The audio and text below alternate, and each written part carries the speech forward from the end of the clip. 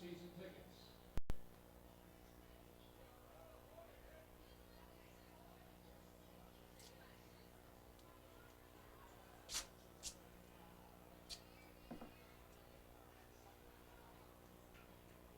We'd like to remind you that today's game is sponsored by the Foundation.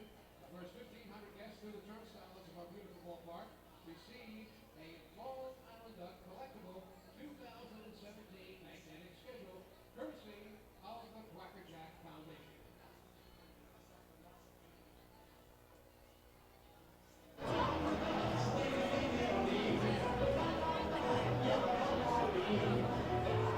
The Islip Farms proudly present your 2017 grounds crew, giving the field here, right here at Bethpage Ballpark, the best in the Atlantic League.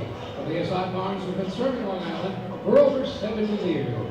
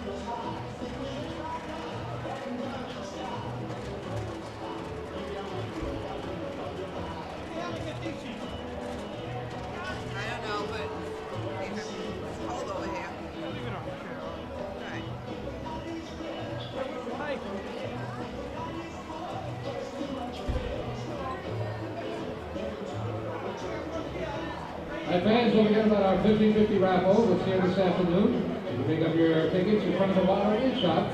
Only $1 each or $5 for 6 tickets. And all the proceeds will go to the Quacker Jack Foundation, a charitable arm of the Long Island Ducks. We'll announce the winner at the end of the 7th inning. Make sure you pick up your 50-50 raffle ticket at the table right there in front of the Wildwood Shop, located on the upper concourse behind home plate. And good luck from the Quacker Jack Foundation and the Long Island Ducks.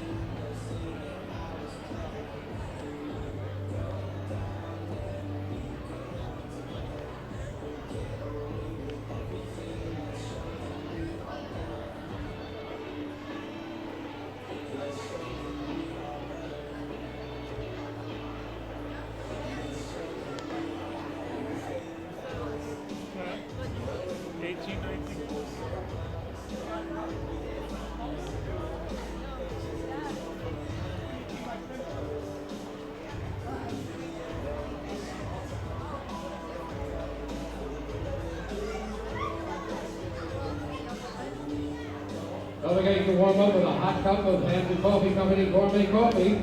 It's available right now at all of our concession stands, regular and decaf. Now, Hampton Coffee is the preferred coffee of the Long Island Ducks. Visit HamptonCoffeeCompany.com. That's HamptonCoffeeCompany.com, or visit their cafes located in the Hamptons.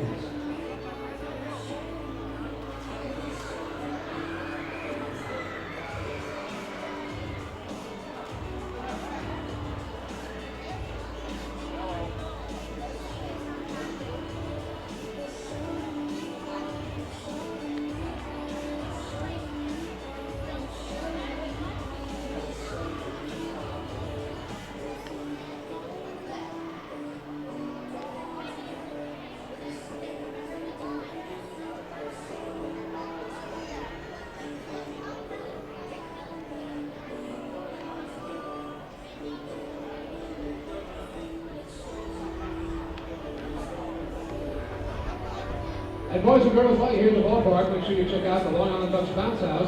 It's located at the end of the third base concourse. For just $2, you can bounce around. For $5, you can bounce around for the entire ball game.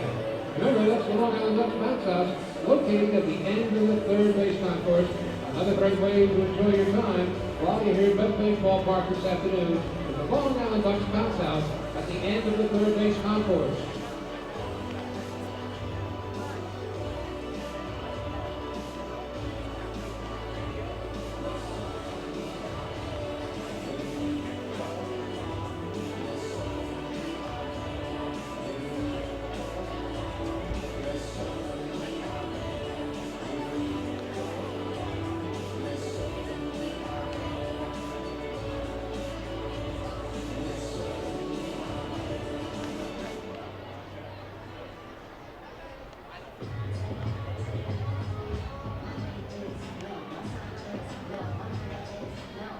You can join the Long Island Ducks at Long Island's largest single-day business trade show and conference. That's the HIA Long Island Trade Show, the place to do business.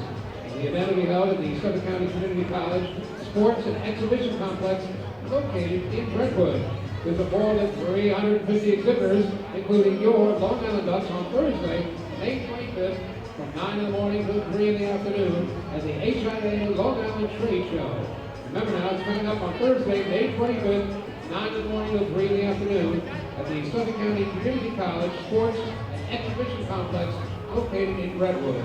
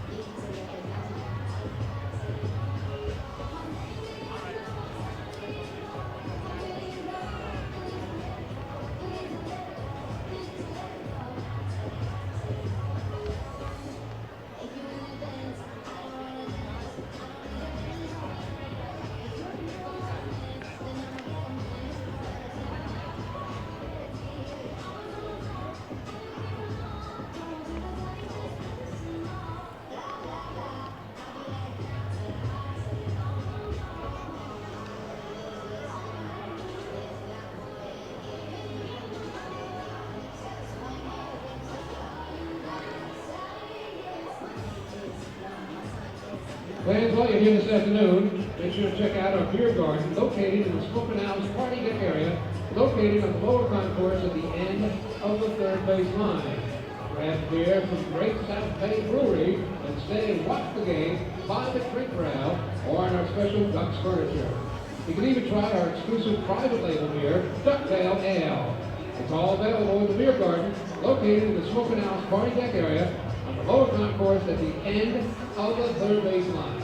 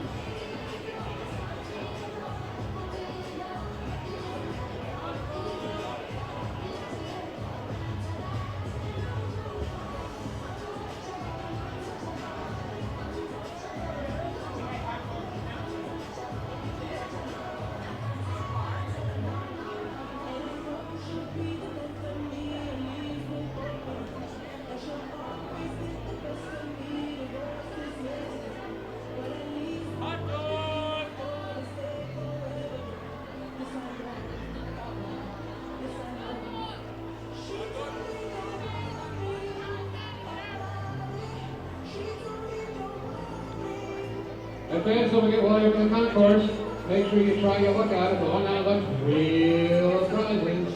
The wheel is located on the upper concourse right in front of the Waterway shop. And all you need is $1 to win some great prizes over the Long Island Ducks this afternoon at the Long Island Ducks Wheel Prizes from the upper concourse right across from the Waterway shop, where you can pick up all your 2017 Long Island Ducks souvenirs and merchandise. This is Long Island Ducks baseball. Justin Davies at the plate, the winning run at third. Crowd going nuts. Swung on, bouncing ball left side, off the mitt, up third baseman Brad Strauss. Here comes Willie Rodriguez. Justin Davies has done it again. The Ducks are one quack away from the championship. Jason Johnson makes the catch. He makes the catch, and the Long Island Ducks have swept the Camden River Sharks. They are the 2004 Atlantic League champions. Going back is Adam Bailey. He settles under it. He makes the catch! Adam Bailey makes the catch! And for a second straight year, the Atlantic League trophy will reside on Long Island. The Ducks are the Atlantic League champions. Swinging a ground ball, hit toward short, charging in his lines. He fields, throws to first. The comeback is complete. From 2-0 down in the series, the Long Island Ducks have won 3 in a row at home. And for the 5th time in franchise history, they will head to the Atlantic League Championship Series. And now it's time for the Long Island Ducks pregame show. Live from Bethpage Ballpark in central Islip, New York, it's time once again for Long Island Ducks baseball. And this afternoon, the Long Island Ducks take on the New Britain Bees in the rubber game and the finale of this 3-game series. Well, hello again, everyone. This is Chris King. We thank you so much for tuning into Ducks Baseball around the world today at liducks.com, at youtube.com/ducksbaseball, and at facebook.com/liducks. Should be a terrific game between these two clubs today as they've played 2 nail-biters so far in this series. Friday night, the home opener won in come-from-behind fashion by Long Island. 4-3 was the final. And last night, New Britain getting some revenge as they have a come-from-behind 3-2 win to set us up for the rubber game today. Long Island will hand the ball to the right-hander Matt Larkins, and the Bees will counter with their southpaw, Anthony Marzi. We'll take a break, and when we come back, we'll hear the lone highlight from last night's game for the Long Island Ducks, and we'll talk to the skipper, Kevin Baez, entering his 7th year as manager for the Flock. Hey fans, this is Bud Harrelson, and you're listening to Ducks Baseball on the Long Island Ducks Broadcast Network. Going way back is Joe Holden, and he is looking up, and that one is headed to field 5 at Robert Moses. The waves are gnarly, and the Ducks have tied it at 1. That was another home run for the Ducks. And Duck fans, what's more fun than a home run that helps the Ducks win a game? How about a homer that helps the community win? Chappie's Funeral Home and the Long Island Ducks have once again teamed up for the Chappie's Home Run Challenge. If the Ducks hit 100 homers this season, Chappie's Funeral Home will donate $5,000 to the Quackerjack Foundation. So every time a Ducks hitter goes deep this season, watch for the Chappie's Challenge home run count on the scoreboard. And if we reach 100, we're all a winner. Chappie's Funeral Home, where caring for others is a family tradition. Can't get enough of the Long Island Ducks? Well, now you can get even more inside info on your favorite hometown team through Facebook and Twitter. The Ducks are constantly updating fans through social media with scores, transactions, ballpark promotions, and much more. You can even win great prizes. All you'll need to do is make a free account on Facebook and Twitter, and then visit us at facebook.com/LIDucks and twitter.com/LIDucks. Think you're Long Island's biggest Ducks fan? Get connected now.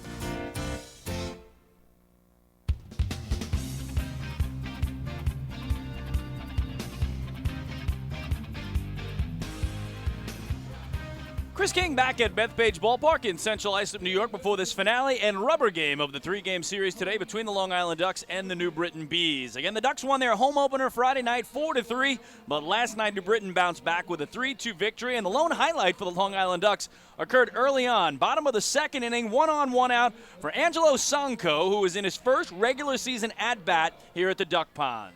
Sanko hits it deep to right field. Jamal Walton back to the track, to the wall. Forget it, it's gone! A 2-run homer to right for Angelo Sanko. His first as a Duck, and Long Island has an early 2-0 lead in the bottom of the 2nd. The fireworks spectacular gives us a little preview as Sanko low fives Baez makes his way to the plate. There's Cody Puckett with a high five who scored before him, and on a 2-run bomb to right, It's 2-0 Long Island. So things looking good early for the Long Island Ducks. It turned out, though, that would be the only scoring they did all night. And the Bees scored 3 of their own in the top of the 4th. We had a 3-2 game after 4 innings, and there was no scoring at all in the final 5 frames as the Bees clawed back to even the series at 1 game apiece. Well, earlier today, I spoke with manager Kevin Baez, again entering his 7th season as manager of the Long Island Ducks, now the longest tenured manager in franchise history, also his 16th year with the organization. And our first topic of conversation, last night's 3-2 loss to the Bees. Here's KB. Well, I mean, disappointing that we lost, but you know, it was a good baseball game. 3-2. We bounced, scored first with the 2-run homer by Songo, and then they had a big inning, 3 runs. Melville limited their damage, and we just couldn't put anything together. We had first and second with nobody out, and I thought that was the inning. It just didn't happen. It's you know, it's baseball. It's frustrating, but we had an opportunity. We just couldn't do it. And at the end of the game, Songo hits a long fly ball at the warning track with a man on first. It would have been awesome, but just didn't work out. Well, Kevin, before yesterday's game, we talked about the departure of Nate Fryman to Mexico and the fact that it was an opportunity for others to step up. And you in particular mentioned Angelo Sanko. Yeah. He hits the big homer, and then you said gave everybody a thrill with that one in the bottom of the 9th that we thought was going to be a walk-off homer. Yeah, it looked that way. But, you know, again, the kid could play. You know, when he got here, and I told him, you know, you're going to get an opportunity. Right now it just doesn't, you know, seem like you're going to get it every day. But believe me, sooner than later you're going to get an opportunity. And the kid could play, and he's going to get an opportunity now. And we're expecting big things. What about your bullpen? You have to be happy with, again, 4 more shutdown innings of 1-hit shutout ball. They've been so impressive, and they stepped up. You know, early in the year, your starters usually don't go deep, and then they tax your bullpen. And right now we're a little taxed, and but guys been stepping up, and we need them to step up a little bit more because next day off is Thursday. So, yeah, we got some guys hurting a little bit, but you know what? They're doing a great job out there. Hats off to them. Well, we're 9 games in. What have you seen from your club so far, Kev? You know, it's a little inconsistency, but you know, we're gonna get some more bats here, more games played, and you know, I think we'll start to swing the bats a lot better. And I think our pitching staff's been good, our defense has been good, so I just think the bats will come around more consistently as a whole as we get more games played. Well, tell me about your biggest acquisition in the offseason. When you bring in a guy like Nolan Reimold, who's played the last 8 straight years in the big leagues with the Orioles, including over 100 games a year ago. You don't see that too often. No, you don't, and he's been great. He came in here ready to adapt and adjust to this Atlantic League of independent baseball. Didn't really, for him, he's like, well, you know, what is that? So, and he's been great. And he came in here, and his work ethic is great. He's a great teammate, and he comes out ready to win and ready to play hard. So, you couldn't ask for a better leader in the clubhouse and on the field. How about Mark Krause, your new cleanup man? Yeah, no, he's been great too. I mean, he could play the outfield, he could DH, he plays first. He's a proven player, and he's you know, he's going to be very important for us in the middle of the lineup. Well, you talked about your pitching staff, the guy who's been handling them, Alex Berg behind the plate. What have you seen from him? I mean, I mean, what a pickup. I mean, really, I mean, it was a late. We were looking at catches, and he came about, and what a great pickup. He can play all positions, by the way, too. But right now he's doing an outstanding job behind the plate, working with the pitchers, talking to them, communicating with them. And then you have a young kid like Blanco learning from that, I think is very helpful, too. And his bat has been swinging the bat well, too. How about Elmer Reyes? You got a little glimpse of it 2 years ago, but now we're really seeing what he can do on a day-to-day basis. Nah, he's a fun kid. He comes up to the park, and he's excited to play. And you know, yeah, he's a very important part of this, and it's a big pickup for us to solidify second base. Well, you lose a great closer a year ago in Todd Coffey, but in comes David Aardsma with all that major league experience. What's that been like for you? Yeah, another guy with a lot of experience comes in here, leads by example, great in the clubhouse, in the bullpen, and obviously pitching on the mound. So, you know, it's a big pickup for us, and we're hoping for some big things from him. What have you seen from your new pitching coach, Billy Horn? What a bright guy, and I met him this year. Met him in January when we first talked about hiring him, and he does his job. He keeps it fun, he keeps it exciting. He keeps me informed on everything. So and he likes the same music I like. So so we're good to go. And yeah, we got a good relationship right now, and I expect nothing more than that. Well, Kevin, 7 years for you now in this chair. Can you believe you've been in this chair now longer than anybody, including Don McCormick, the guy you won your first championship with as a player in 2004? Yeah, I mean, I relish in this moment. This is a great opportunity for me. I love Long Island. I live in Long Island, so I know how the fans are here. They're excited. The energy's here. So again, I'm just fortunate enough to be here, sitting on the seat now, and just don't take things for granted, and trying to do my job, and just trying to win ball games. Well, how big is today? Just trying to win a series for the first time as you have a rubber game in front of you. Yeah, it's big, and that's what any manager will talk about, trying to win series every time, everywhere you go. So at home especially. So we had good crowds the last 2 days. I'm expecting a great crowd today, day game. And it'll be nice to get that win tonight. And finally, what do you expect to see from Matt Larkins in his second outing of the year? Larkins is a bulldog. He keeps the ball down. He throws strikes. He had a good outing last outing, so he's going on 3 days rest today. So hopefully, he can give us some length, hopefully 5 innings, and keep us in the game.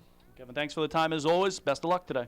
Thank you, King. Again, that is a guy they call KB Ducks manager Kevin Baez. We'll take a break, and when we come back, a closer look at the pitching matchup for this rubber game this afternoon. Righty Matt Larkins goes for Long Island against lefty Anthony Marzi for the Bees. Hey fans, this is pitching coach Billy Horn, and you're listening to Ducks Baseball on the Long Island Ducks Broadcast Network. M&V Limousines is the official bus company of the Long Island Ducks. Family owned and operated, they've been in the business for over 24 years. M&V Limousines offers coach buses with Wi-Fi and restrooms, party buses, exotic limousines, and also recently acquired Hampton Luxury Liner with regular service from New York City to the Hamptons. They also offer a variety of vineyard tour options. Whether you're looking for transportation for weddings, proms, corporate outings, or long-distance trips, they've got the right vehicle for you. Visit their showroom in Comac or check them out online at mvlimo.com. M&V Limousines and Hampton Luxury Liner, the official bus company of the Long Island Ducks. Family fun every time. Beautiful evening for baseball. Big action every time. He reaches up. It's gone! Great value every time. And the Ducks have won it 7-1.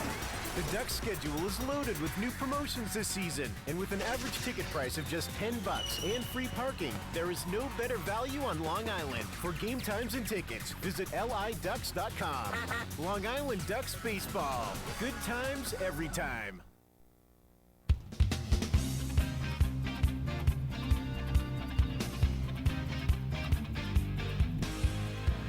Chris King back at Bethpage Ballpark, where right-hander Matt Larkins goes for Long Island today. No record, a 0.00 ERA against lefty Anthony Marzi for the Bees. He's 0-1 with a 12.00 earned run average. And right now our national anthem from the Idlehour Elementary School in nearby Oakdale. Enjoy.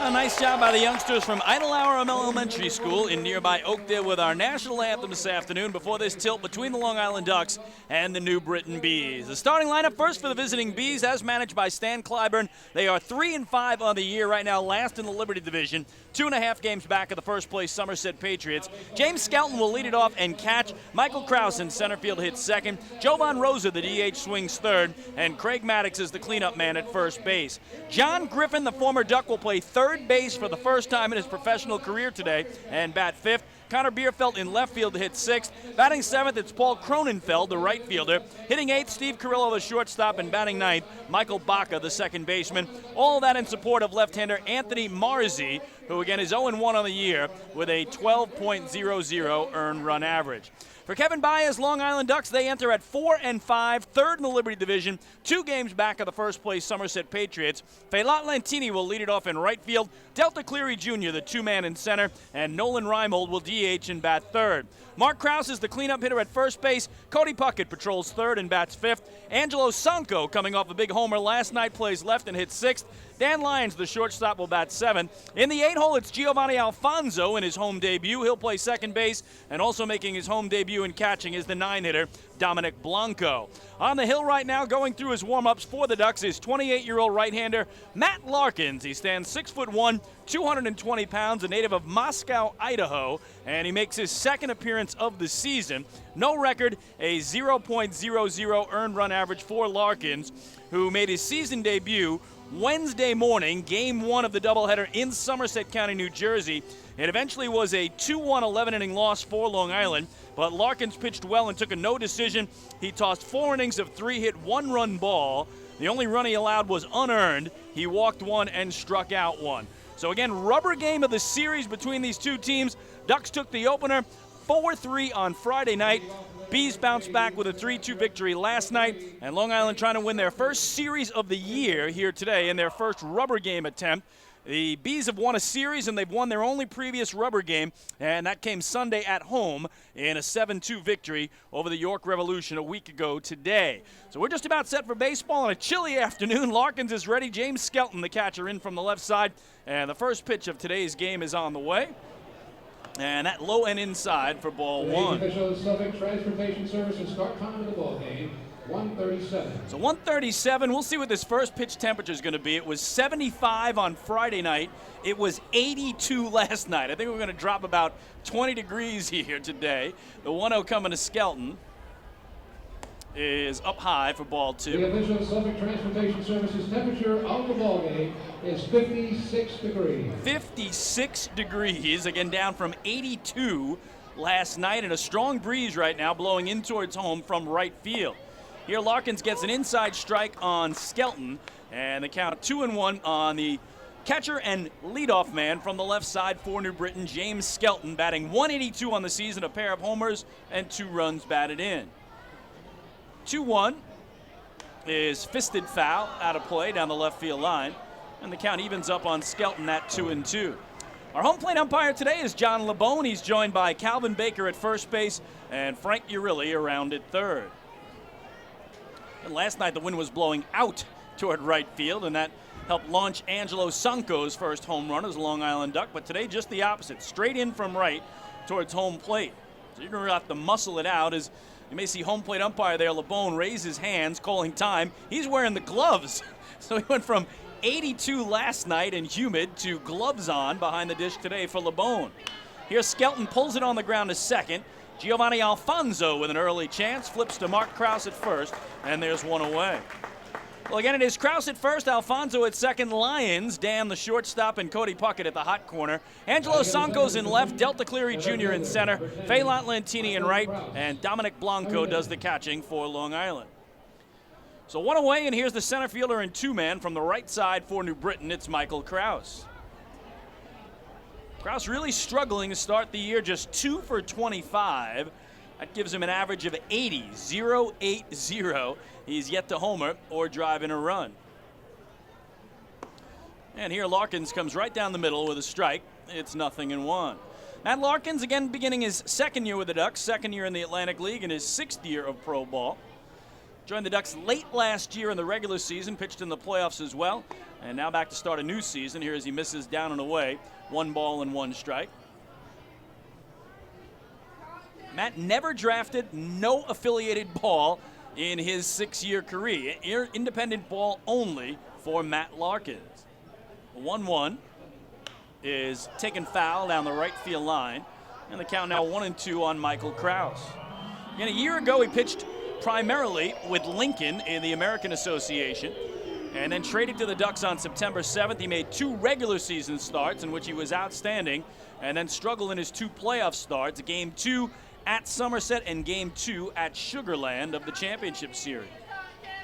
1-2 here is popped up in a center field. Delta Cleary Jr. barely has to take a step. Now the wind pulls it in a little bit, and he's able to make the catch for the second out.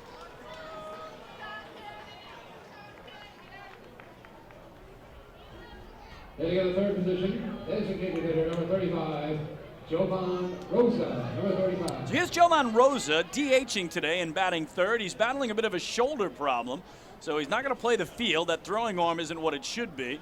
And that's the reason John Griffin will play third base today for the first time in his professional career. He is 6'6" and normally plays the other corner, first base, as Larkins gets a strike on Rosa. So it should be interesting to see how Griffin handles the hot corner today.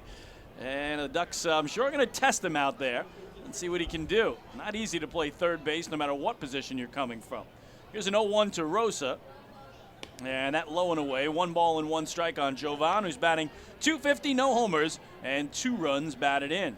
Again, pitching has completely dominated this series. The Ducks have only scored in 2 of the 18 innings. The Bees have only scored in 2 of the 18 innings of the first 2 games combined. The 1-1 is fisted slowly to the left side. The third baseman, Dan Lyons, will handle. Sidearm across to Mark Krause. And that'll do it. 1-2-3 go the Bees. It's our first 1-2-3 inning as the Ducks retire New Britain 1-2-3, making this another PSEG Long Island energy efficient inning. Now, with energy efficiency programs from PSEG Long Island, saving on your electric bill is as easy as 1-2-3. Visit PSEGLINY.com/save money. One more way PSEG Long Island is making things work for you. Middle of the first inning at Bethpage Ballpark in Central Islip, New York. It's the New Britain Bees 0, and the Long Island Ducks coming to bat. Hey fans, this is pitcher Dennis O'Grady, and you're listening to Ducks Baseball on the Long Island Ducks Broadcast Network. PSEG Long Island is making things work for you with over 10 energy efficiency programs that can help you save on your monthly electric bill. From our free online energy analyzer and in-home energy assessments to rebates on energy efficient air conditioning, even discounts on LED light bulbs. Helping you save on electricity is our job. What to do with your savings? Flight 85 now boarding for the magic of Orlando. Is entirely up to you. Visit PSEGLINY.com/save money. Just one more way PSEG Long Island is making things work for you. Long Island's Ford Giant is celebrating its 60th year anniversary. Stop by Sayville Ford to check out their state-of-the-art showroom featuring enclosed service drives, luxurious customer lounge, and a larger selection to choose from. Get giant savings on hundreds of new and used vehicles in stock. Sayville Ford's 60th anniversary celebration is going on now. Visit SayvilleFord.com or download the Sayville Ford app today to learn more about Sayville Ford's 60th anniversary savings. Call 631-589-4800 today.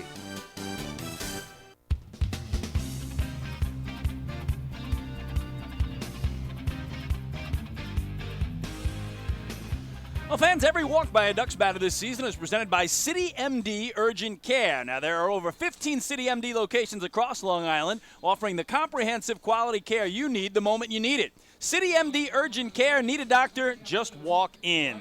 Scoreless game heads to the bottom of the first inning, and on the hill today for the New Britain Bees, it's the 24-year-old left-hander out of Berlin, Connecticut, 6'1", 205-pound Anthony Marzi, making his second appearance of the year. He starts with a right-swinging right fielder for Long Island, Phelan Lentini. So 1-2-3 went the Bees in the top of the inning. Marzi's first offering to Lentini showed bunt, drew it back, and took the pitch for a strike. 0-1 on Phelan, batting .194, no homers, 2 runs batted in. Marzi's 0-1 is taken in the air down the right field line, a long run for everybody, and in foul territory, the second baseman, Michael Baca, able to make the over-the-shoulder catch for out number 1. Defensively for the Bees, it is Craig Maddox at first, Michael Baca at second, Steve Carrillo the shortstop, and John Griffin at third. Connor Bierfeld is in left, Michael Krause in center, Paul Cronenfeld in right, James Skelton does the catching, and again, Anthony Marzi on the hill, his second start of the season. His first one was Wednesday at home in a 5-1 loss to Lancaster. He took the loss, tossing 3 innings of 6 hit, 4-run ball. He had 2 walks. He didn't strike out anybody. So Marzi struggling in his first game at home, today's first road appearance, and he gets a strike one called here on switch hitting center fielder Delta Cleary Jr. in from the right. Cuts through a belt tie fastball, does Delta, and it's quickly 0-2. Cleary batting .257, a homer, and 4 runs batted in.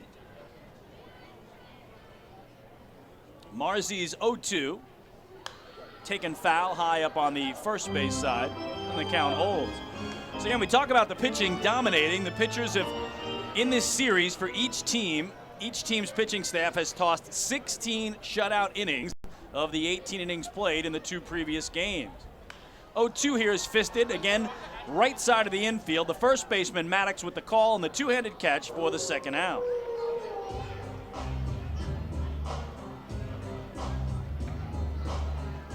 Hitting at the third position, Long Island designated hitter number 20, Nolan Reimold. Number 20. So here's the DH today in 3-man from the right side, the longtime Baltimore Oriole, Nolan Reimold. Again, his first season as a Long Island Duck, batting .240 in the young campaign. No homers, 2 runs batted in. So Marzy trying to go 1-2-3 through the Ducks, just like Matt Larkins did for Long Island through the Bees in the top half of the inning, and he misses inside here. It's ball 1. Again, in last night's game, the Ducks scored twice in the second inning. The Bees scored 3 times in the fourth, and that's all the scoring we had as New Britain had a 3-2 win. On Friday night, it was the Bees scoring 3 times in the first. Ducks answered with 4 in the seventh, and they won it 4-3. The 2-0 is an inside strike. 2-1 now on Nolan Reimold. So for both teams, the scoring's been at a premium. Just try to hang up a number and let the pitching staff do the rest. 2-1 is an inside strike. Reimold, from his body language, is unhappy with the call by home plate umpire John LeBone. And the count now even up on the designated hitter today for Long Island. Marzy's 2-2. Hit in the air, a broken bat to left field. Backing up his Bierfeld to line it up. He will make the catch. And 1-2-3 go the Ducks. We go to the second inning on Long Island. The Ducks and Bees are scoreless. Hey fans, this is shortstop Dan Lyons, and you're listening to Ducks Baseball on the Long Island Ducks Broadcast Network. PSEG Long Island is making things work for you with over 10 energy efficiency programs that can help you save on your monthly electric bill. From our free online energy analyzer and in-home energy assessments to rebates on energy efficient air conditioning, even discounts on LED light bulbs. Helping you save on electricity is our job. What to do with your savings? Flight 85 now boarding for the magic of Orlando. Is entirely up to you. Visit psegly.com/save money. Just one more way PSEG Long Island is making things work for you. Take your group out to the ball game this season and enjoy all the fun of Ducks baseball at discounted prices with the picnic area, luxury suites, the Smokin' Owls party deck, and so much more. Bringing your group to the game will be an unforgettable experience. The Ducks even offer opportunities to sing the national anthem, serve as the Ridgewood Savings Bank color guard, be the Nicolak Dream Team, put on a pregame performance, or shag fly balls during Ducks batting practice. To book your outing today, call 631-940-3825 and ask for the group sales department. Long Island Ducks Baseball. Good times every time.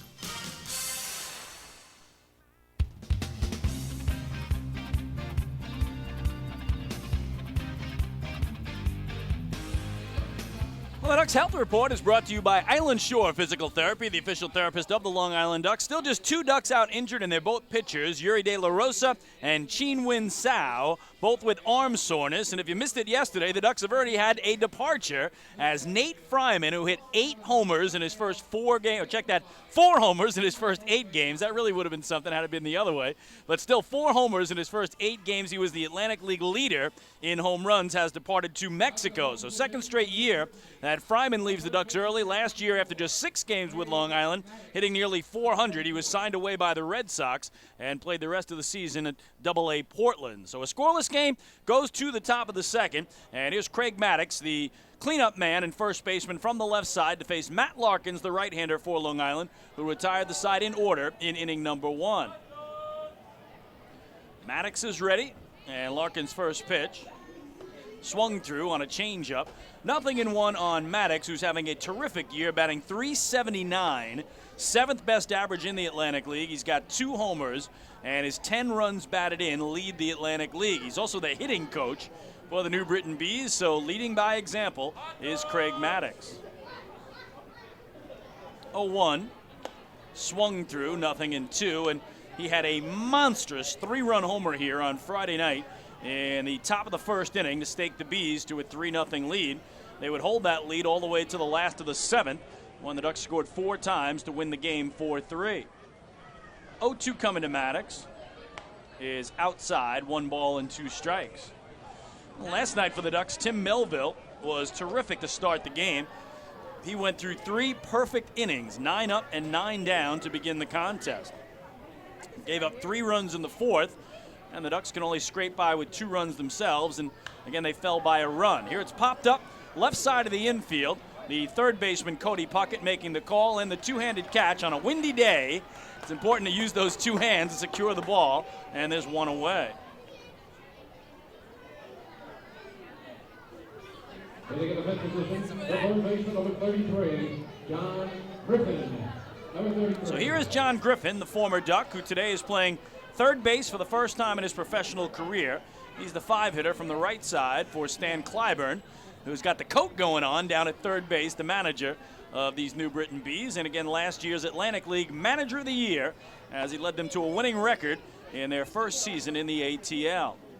Missing away here is Larkins. It's ball 1 to Griffin, batting just .214 on the season, no homers, 2 runs batted in. Larkins way over on the first base side of the rubber, pitching almost off the edge of it, puts it toward home plate, and Griffin launches it into right field. The wind pulling it in. Lentini can't get to it.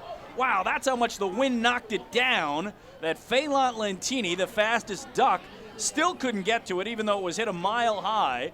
And there's our first indication of how much that wind is going to knock down fly balls to right field, as that'll be the first hit of the game for either side. So a wind-aided single in the fact that the wind brought it in. Lentini would have had a routine fly ball had the wind not blown that thing in so hard that he couldn't catch up to it.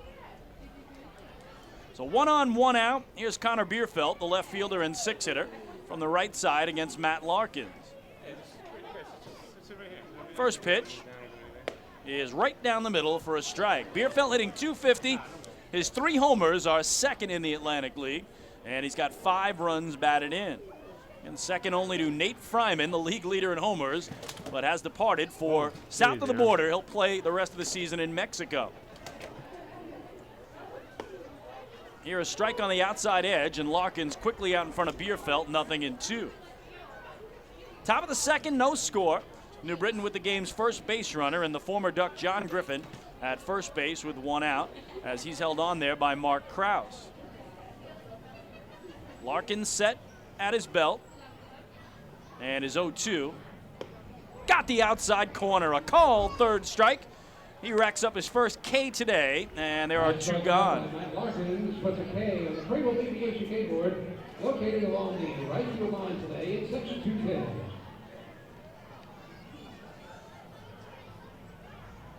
Hitting in the 7th position, the right fielder, number 11, Paul Cronenfeld. Number 11. So here's the 7-man from the left side. It's the right fielder, Paul Cronenfeld, appearing in this series for the first time, as both managers are putting in some players who didn't play either Friday night or last night, as is often the case in a day game following a night game. As here Cronenfeld swings through the first offering by Larkins, and the count 0-1. Cronenfeld on the year hitting .333. That's 3 for 9 is what he's been in the 4 games in which he's got into. No homers, no runs batted in. So first time we've seen Cronenfeld in this series. And he takes another strike, so Larkins going right after him following the strikeout of Bierfeld, and he's up 0-2. Watch Larkins toe that rubber. It's almost like he's putting his right toes on the smaller side of the rubber, the small edge that faces first base. I've seen pitchers over there as he tosses to first here quite a bit, but I don't know if I've ever seen anyone that, he can't have the toes on the first base side of the rubber. He wouldn't get any push whatsoever, but it is so close. See, as he toes it there, it almost looks like he's against the side of it as opposed to the front edge where you're going to push off to get your power. Here's the 0-2, and that in the dirt. Nice block by Dominic Blanco, sliding to his left, and it's ball 1. Kevin Baez calling Matt Larkins a bulldog in our pregame interview. And again, he was very good in his first outing. Wednesday morning, an early wake-up call for Game 1 of the doubleheader in Bridgewater, New Jersey. Went 4 innings of 3 hit, no earned run ball, a walk and a strikeout, but took the no decision in what became a 2-1 loss in 11 innings. His 1-2, way up high on the fastball, evening things up.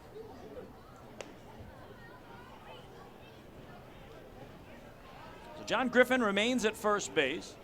He's the 2-out runner. And after Larkins got in front of Cronenfeld, 0-2. Now they issue 2 straight balls to bring the count even. Nods in agreement with catcher Dominic Blanco's signal. And here's his pitch. Swing and a miss, he struck him out. So back-to-back strikeouts, and that'll do it for the Bees in the visitors' second. No runs a hit, 1 man left. We go to the last of the second in CI. No score on the island. Hey fans, this is pitcher Rob Rogers, and you're listening to Ducks Baseball on the Long Island Ducks Broadcast Network.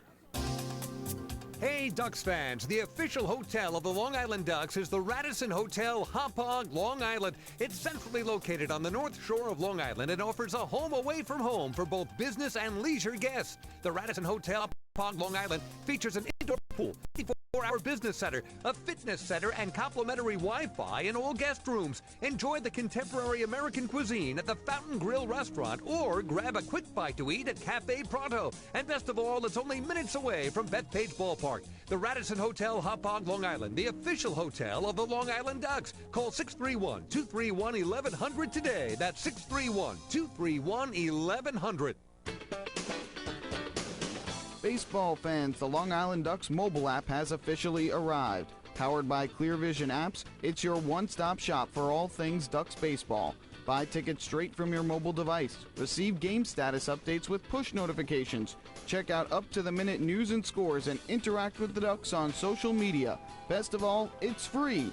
Download the Ducks mobile app today by visiting the App Store on your Apple-powered device or Google Play on your Android-powered device. The Long Island Ducks mobile app, with you wherever you flock to.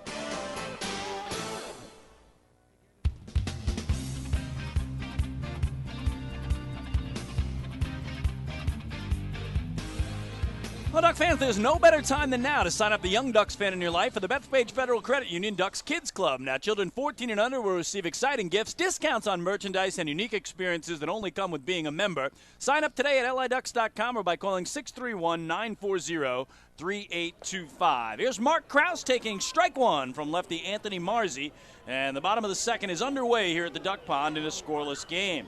Krause, the first baseman and cleanup man, hits from the left side against the southpaw Marzi. Breaking ball and a beauty for a strike, and it's quickly 0-2 on Krause for Long Island. Mark hitting .276, no homers, 4 runs batted in. 0-2 is up and in. 1 ball and 2 strikes now to Krause.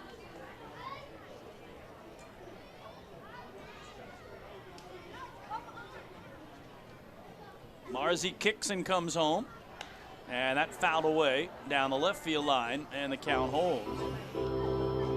And Anthony Marzi, lots of Connecticut connections. Again, he plays for the New Britain Bees. He is from Berlin, Connecticut, which is just 4 miles south of New Britain. And he was never drafted, but he played 4 years of college baseball at UConn. He was a Husky. University of Connecticut from 2011 through 2015. Foul ball again down the left side by Krause. And the count holds at 1-2. So again, he graduates UConn in 2015. His only pro experience in that season of 2015 was 6 relief appearances with the rookie Yankees in the Gulf Coast League. As here he gets a called third strike on the outside corner. Certainly Krause thought it was wide, but Marzi has his first strikeout, 1 away. Long Island first baseman number 2, Cody Puckett, number 2. So that'll bring up Cody Puckett, the 5-man and third baseman for the Flock from the right side. Puckett batting .296, no homers, and a run batted in. So good start for Marzi, 4 up and 4 down. Here's the pitch. In there for a strike. Marzi last year with New Britain, 36 games, but used almost exclusively as a reliever. He only started 4 games, worked 32 times out of the pen. As he misses here, it's 1-1. But had a 5-1 record and a 3.03 ERA. His real issue was control, though. He walked 48 batters. That was 4th most in the league. As here, Puckett is going to dump one into left center field for the Ducks' first base hit and base runner of this game.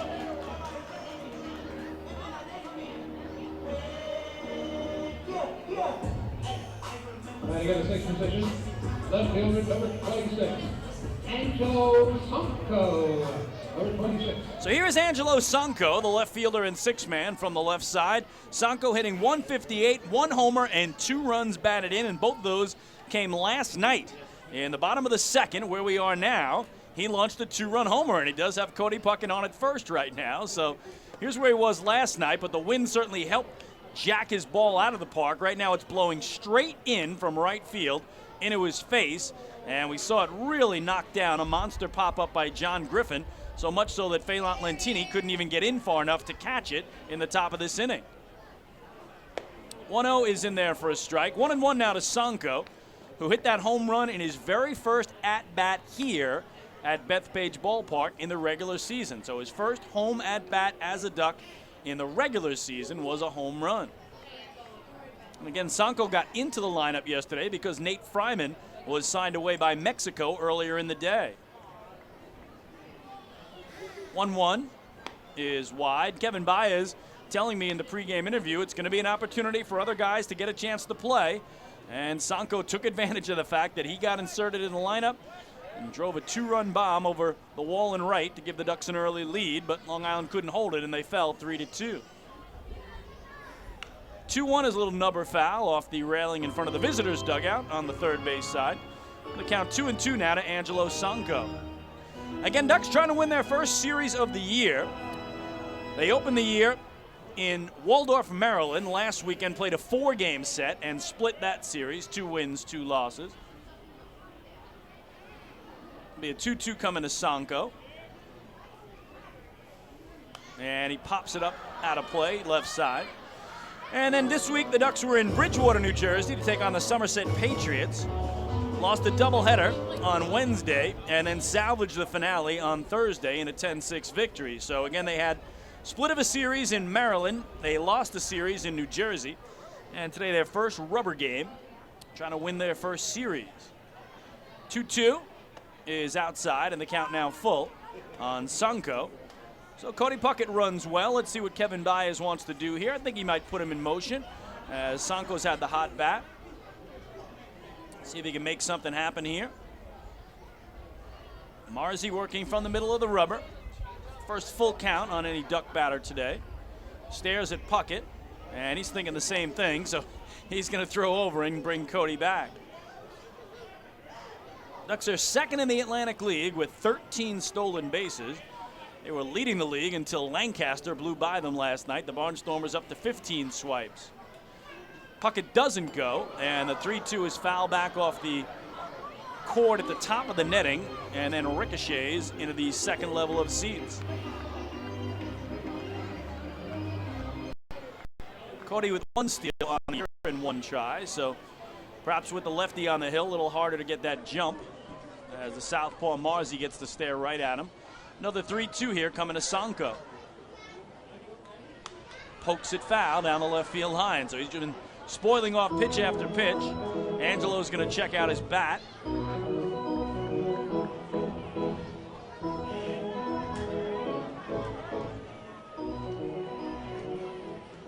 And he's going to stay with that one. I'm not sure if that was his gamer that launched the home run last night, but he'll get another 3-2 pitch from Marzi.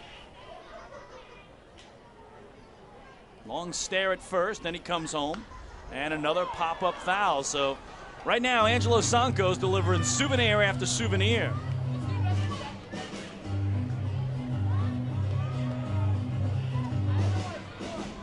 Bottom of the second, no score. Each team with a base hit in inning number 2. And right now, Cody Puckett is that one-out runner at first for Long Island with Angelo Sanko trying to move him along. 3-2 again. And this time low and inside. What a terrific at-bat. And that's our first Ducks walk of the game, brought to you by City MD Urgent Care. There are over 15 City MD locations across Long Island. Need a doctor? Just walk in. Over 15 locations across the island. If you need a doctor, just walk right in. Hitting in the seventh position for your Long Island Ducks, the shortstop, number 12. And Lions, number 12. So Cody Puckett moves to second, Angelo Sanko at first. Still just one out, and here's the 7-hitter and shortstop from the right side. It's the veteran Dan Lyons for Long Island. It's the first time Marzy's been in any trouble in this game. Comes set right at his letters, checks Puckett, and the first pitch to the Lions is an inside strike, 0-1. Dan on the year hitting 179, no homers, and 2 runs batted in. That wind continues to whip in hard from right field directly towards home plate.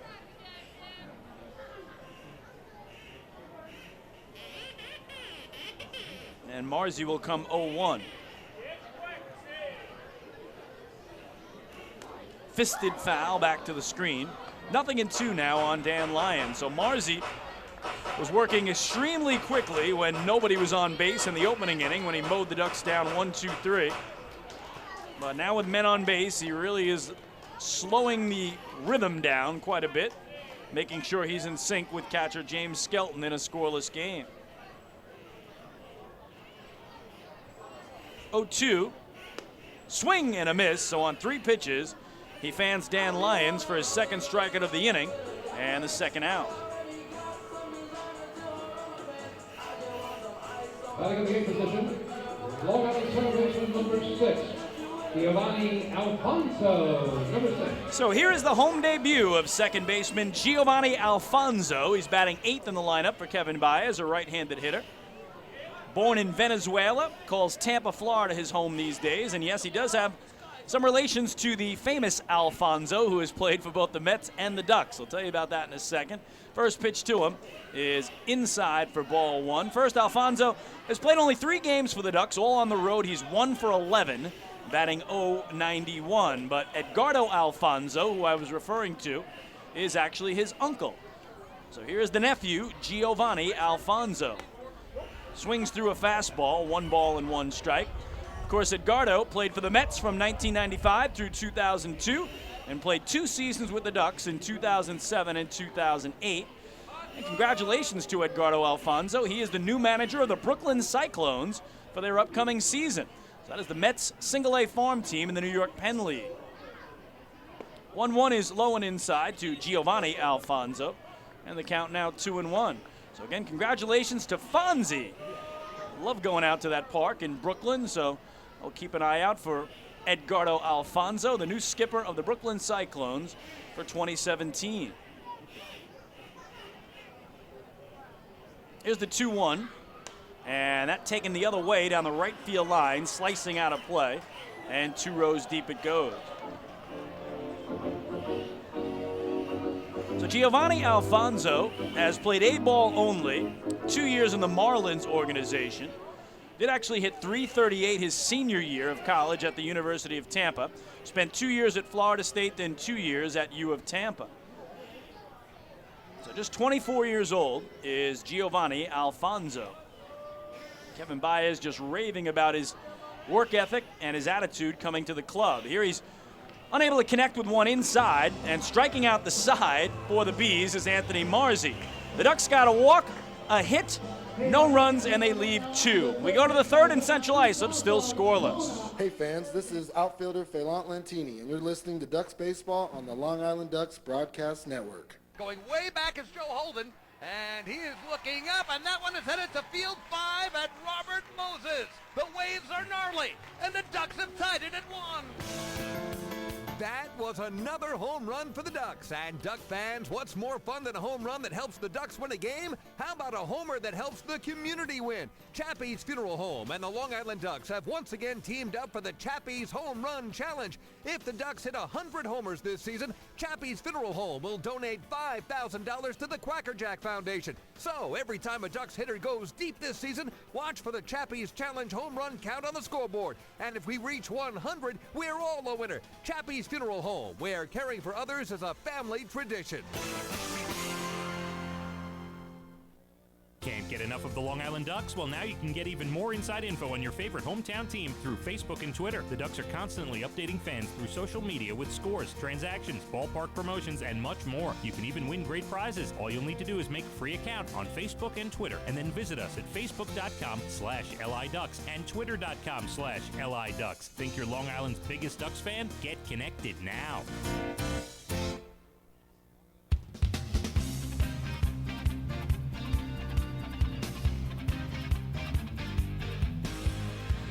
No score as we head to inning number 3 today at Bethpage Ballpark. We'll check in around the Atlantic League. First fill you in on last night's action up in Bridgeport. The Blue Crabs beat the Bluefish 6-4, evening that series at a game apiece. They'll play a rubber game today. In York, the Revolution doubled up the Patriots 4-2. The Revs have won the first 2 games of that series. And in Lancaster, PA, the Barnstormers beat the Skeeters 10-6 to set up a rubber game today. So around the Atlantic League today, we have 3 rubber games, including one here. Only team going for the sweep is the York Revolution, and that's where the Ducks will be the next 3 days and nights in York, PA, to play a 4-game set against the Revs. Here's Steve Carrillo to lead off the visitors' third, and the first pitch by Larkins is hit right back to Matt. He will race toward first, underhand it to Mark Krause, and Carrillo retired 1-3 to open inning number 3. Hitting ninth, the second baseman, number 5, Michael Baca. So here's Michael Baca in his series debut. The second baseman is the 9-man from the right side.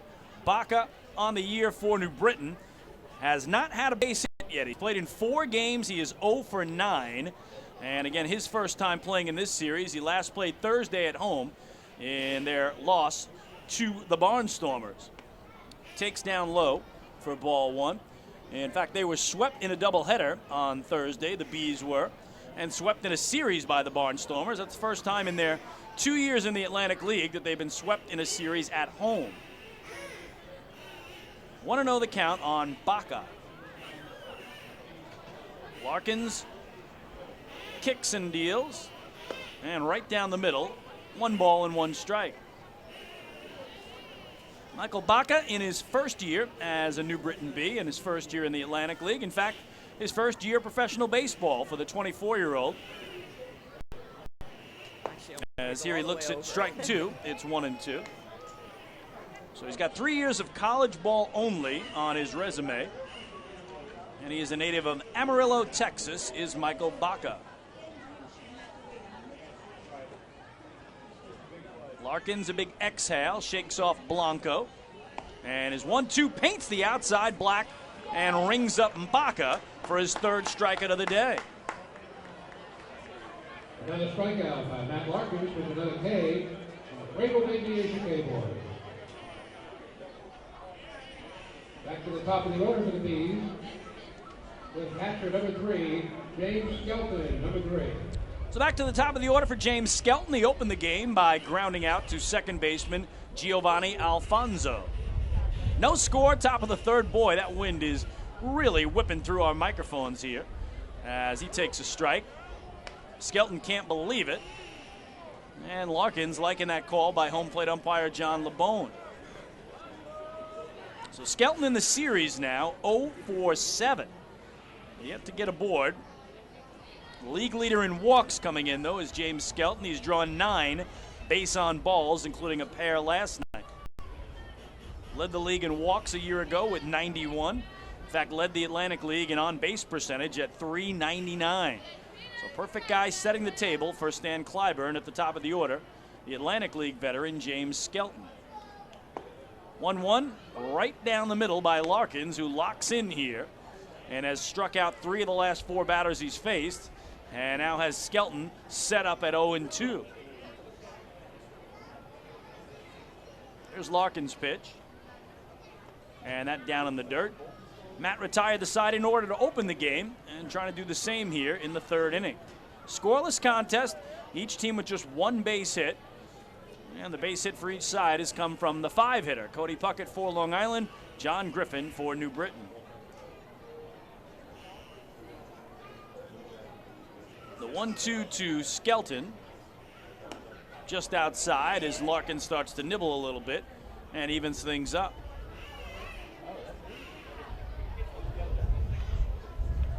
Skelton now also just 1 for 13 in his last 5 games. Here's the 2-2. Just high. So after starting out 0-2, Larkins nibbling, and now again a guy who knows how to work out a walk or two has got himself in a position to do just that. So Larkins has to come at him with a full count. Here's the payoff. Popped up right side. The second baseman, Alfonso, giving way to the shortstop, Dan Lyons, as the wind actually blows it to Lyons, who makes the two-handed catch, and 1-2-3 go the Bees. We go to the bottom of the third in CI. Our game remains scoreless. Hey fans, this is pitcher Keith Couch, and you're listening to Ducks Baseball on the Long Island Ducks Broadcast Network. Oh, I love it. The color of my new Nicolot patio is so vibrant. It's unlike anything I've ever seen. You're welcome. I'm just going to go finish that Nicolot walkway now. Make your pavers vivid Nicolot pavers. The best looking, most vibrant pavers with the most 3-color blends in the industry. Featuring Nicolot's exclusive paver shield and color blending technology. With color throughout and guaranteed not to fade. Live life in color with Nicolot. Visit Nicolot.com.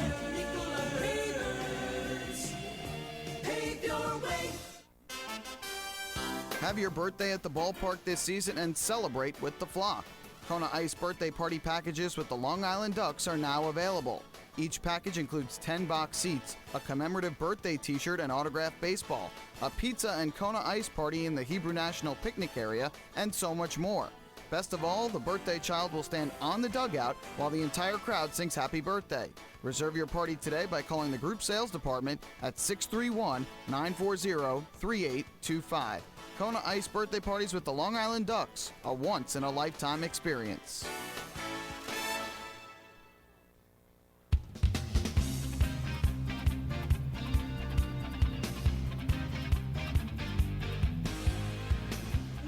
Well, hey, Ducks fans, the final out of the top of the third inning today was the 15th out of our ball game. Now, did you know that a 15-minute call to Geico could save you 15% or more on your car insurance? Get a free quote today. Call 1-800-947-AUTO. That's 1-800-947-AUTO, or visit geico.com.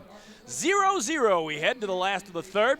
Ducks will send up 9, 1, and 2 in their order. Dominic Blanco, Phelan Lentini, and Delta Cleary Jr. to face left-hander Anthony Marza, who struck out the side in the second inning, although he did allow a walk and a base hit. The first 2 of those he's given up today.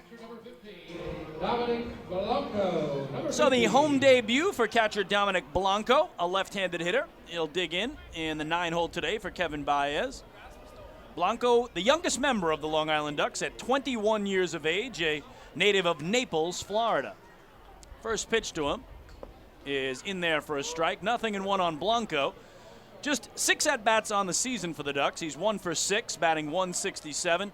Played game 2 of the doubleheader Wednesday in Somerset and went 0 for 4. 0-1 here is a strike on the outer edge. And quickly Blanco down 2 strikes in the count. Rookie and A-ball only for Blanco in the Mariners and Twins organization. Originally a Mariners pick in the 2014 draft was Dominic Blanco. 0-2, thought about it, laid off it missed inside for ball 1. And Kevin Baez talking about what a good job Alex Berg has done, acting as a mentor for, again, the youngest member of the Ducks, 21-year-old Dominic Blanco, behind the dish. Berg can play a bunch of different positions, but he's been the everyday catcher for Long Island. Here, Blanco fouls one straight back, and the count holds at 1-2. Bottom of the third, no score today in the rubber game of this series. And we talk about the Ducks playing their first rubber game. For New Britain, it's their second. A week ago today, they had a rubber game at home against the York Revolution, and they beat the Revs 7-2. 1-2 is fouled again, straight back to the netting. And Blanco battling here to try to get aboard and open up the home third with a base runner. Work the Velcro on those batting gloves. Again, as a lefty, he's got the wind blowing straight in at him in his power zone from right field.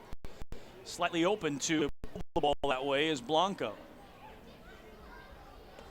Watches one go wide. Very close pitch. 2 balls and 2 strikes. Waiting on deck, back at the top of the order, Phelan Lentini for Long Island. Marzi's 2-2. Taken the other way, but foul. And Wendell make sure that one gets well into the seats down the left field line. And a good battle here to start the bottom of the third. Again, after today, the Ducks will play 4 games in 3 nights in York, Pennsylvania. And after the Ducks try to beat the New Britain Bees today, they'll be big fans of the Bees the next 3 nights up in Connecticut. As I checked that, the next 4 nights, they host Somerset in a 4-game series starting tomorrow night. So Somerset Patriots atop the Liberty Division as this one misses inside and the count now full. And right now it's the Pats in first place. Bluefish 1 game back, Ducks 2 back, and the Bees 2.5 back. So Long Island will try to do their work in York and hope that the Bees can knock off the Pats 4 straight times. Payoff pitch. Tapper foul. Of course, Somerset opened the season 6-0 before the Ducks finally knocked them off on Thursday night, handing them their first loss.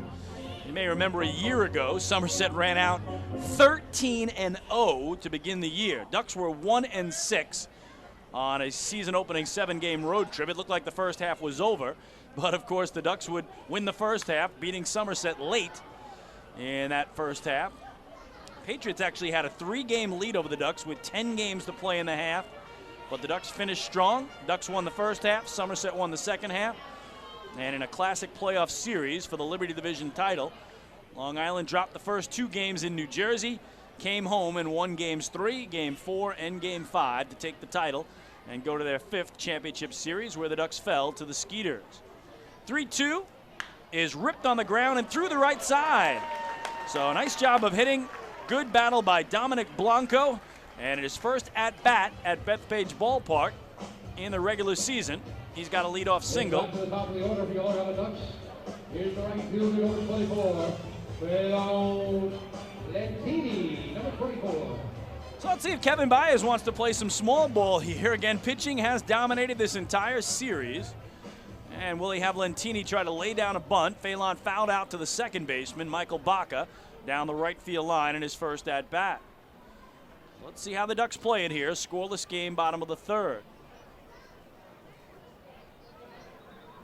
He does not square and takes head high for ball 1. I talk about the fact that each team has only scored in 1 inning of each game.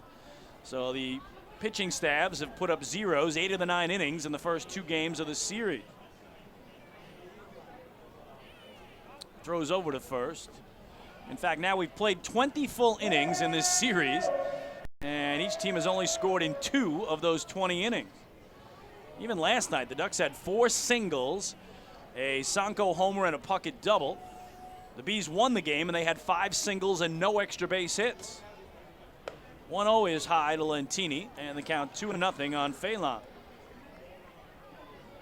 Lentini happy to be seeing a lefty today. He's batting .333 against southpaws this year and just .136 against righties. So his average is almost 200 points higher when facing left-handed pitching. It's a small sample size, but still significant difference. Quick throw over by Marzi and Blanco back. And Blanco is the catcher for Long Island. But at 21 years of age, he's got some young legs, although he has yet to attempt a stolen base.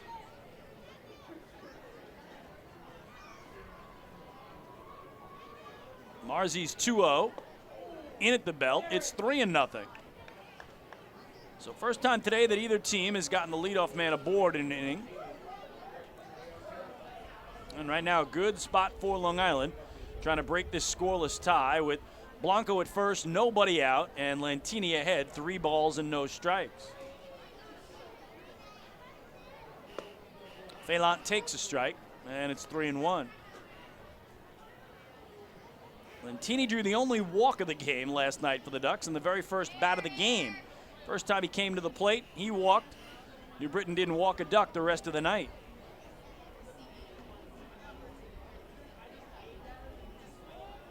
And too much time taken by Marzi, so Lentini asked for time.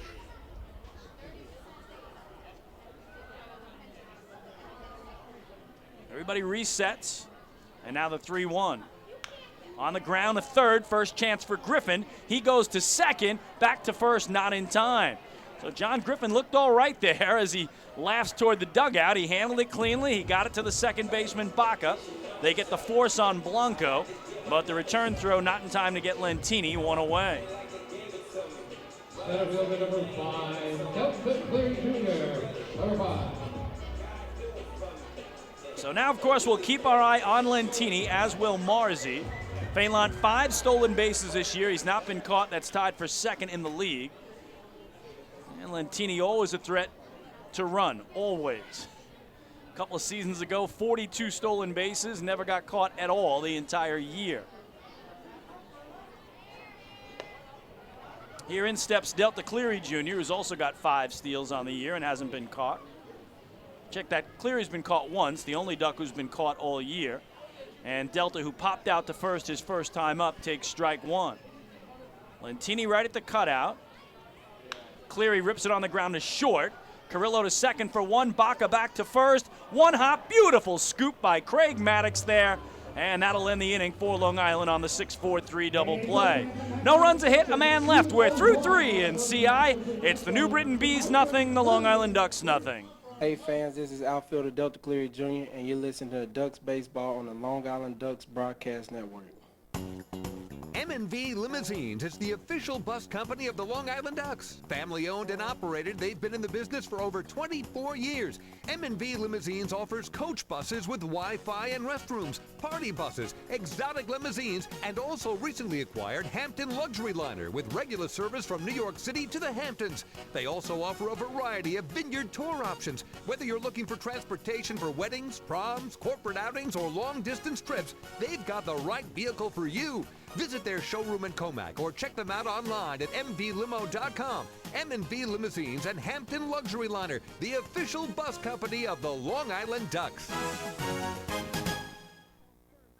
Family fun every time. Beautiful evening for baseball. Big action every time. He reaches up, it's gone! Great value every time. And the Ducks have won it 7-1.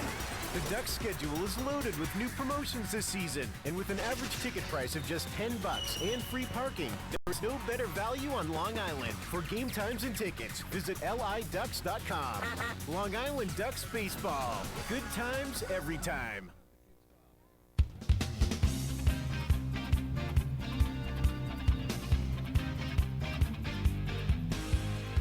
Well, a scoreless game heads to inning number 4 in Central Islip for the New Britain Bees. No runs, 1 hit, no errors. For the Long Island Ducks, no runs, 2 hits, no errors. This is Chris King. We thank you so much for tuning into Ducks Baseball today, making us a part of your Sunday afternoon entertainment, no matter where you're watching and listening around the world at liducks.com, at youtube.com/ducksbaseball.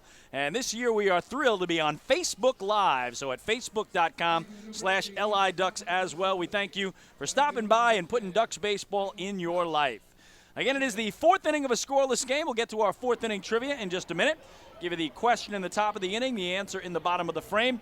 But righty Matt Larkins will start with the 2-hitter Michael Krause for the Bees. The center fielder flew out to his counterpart Delta Cleary Jr. back in the opening inning. First pitch from Larkins sails high for ball 1. Well, today we're going to focus on manager Kevin Baez. Again, it's his 16th year in the organization, but his 7th season as manager. In his 6 years as skipper, he's taken the club to 2 Atlantic League championships. 1-0 is well hit to left field. Sanko moving back toward the wall, and he won't get it. It's off the track and off the wall. Racing for second is Michael Krause. Turns there, he's going to go for third. Here comes the throw. Head first slide, he's in there. What an effort by Michael Krause, who was flying the entire way. And that is a leadoff triple for Krause.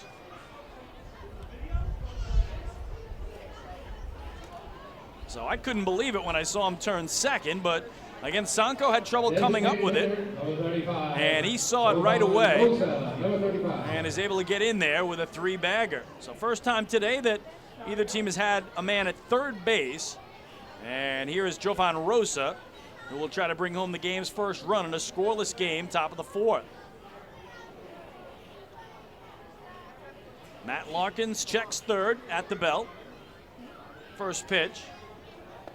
In there for a strike, 0-1. So again, Kevin Baez now in his 7th year as Ducks manager, and that is the longest any Ducks manager has ever managed for. No other Duck manager had gone 7 years. There was one other gentleman who went 6 years, but not into a 7th season. So congratulations to Kevin, who's done an unbelievable job. as this one is high, 1 ball and 1 strike.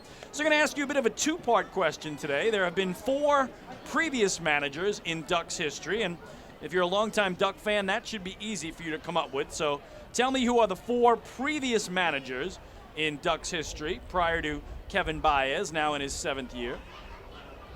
1-1, a good rip by Rosa, but he came up empty on the heater. It's 1-2. And if you really want to test yourself, if you know who the 4 managers are, how long did they manage the Long Island Ducks for? So give me the 4 previous managers, the main question, and the bonus, if you will. Tell me how long each other manager managed the Ducks for. 1-2 pitch.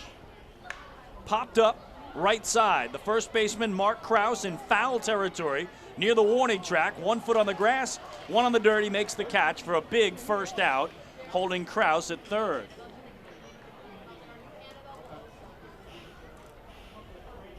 First baseman, number 24, Craig Maddox. Number 24. So again, Kevin Baez in his 6 years as manager, 2 Atlantic League titles, 4 Liberty Division titles, 4 trips to the finals, 5 half-season titles, 5 playoff appearances. Only year he missed the playoffs was 2014. He's done an unbelievable job, and again, now can put longest tenured manager in franchise history next to his name as well. Here is the dangerous Craig Maddox with 1 away. Up and in misses Larkins with ball 1. Maddox, again, the league leader in runs batted in, coming in with 10 and trying to make it 11 if he can get Krause home from third with now 1 away. Maddox popped out to Cody Puckett at third, his first time up. He's 0 for 1.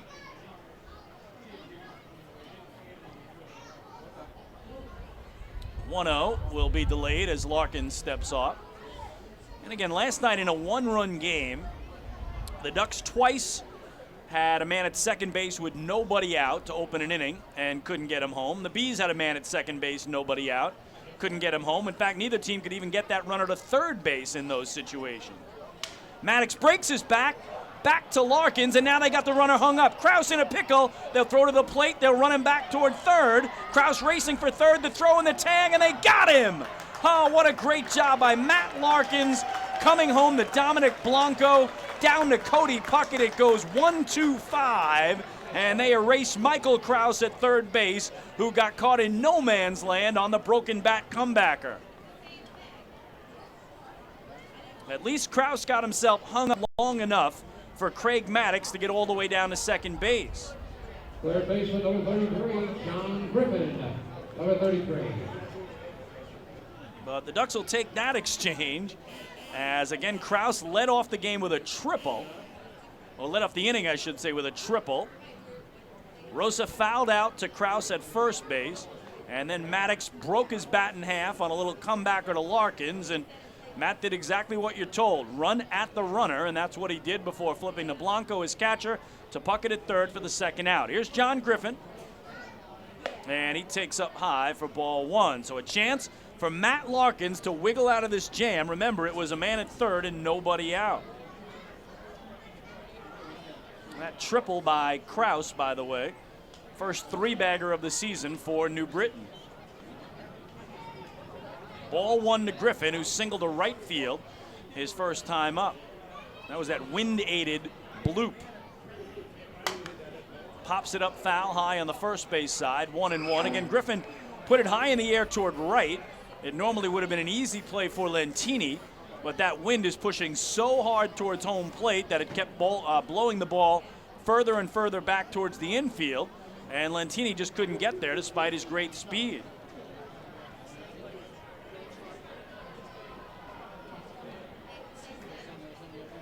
One and one on Big John, 6'6".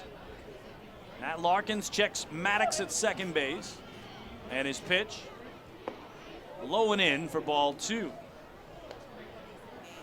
The big moment in this game. The Ducks certainly hoping to keep this one 0-0. It didn't look good when Krause legged out a triple to begin the frame, but Rosa fouls out. Maddox has his bat broken in half on a comebacker to Larkins. They get Krause hung up between third and the plate and get him. But now can you get John Griffin and keep it all zeros? Be a 2-1 pitch. Goes through to the backstop off the glove of Blanco, and that'll move Craig Maddox to third base. So we'll see how they score that. It was a bit outside, and it looked like Blanco tried to backhand it. It got some leather.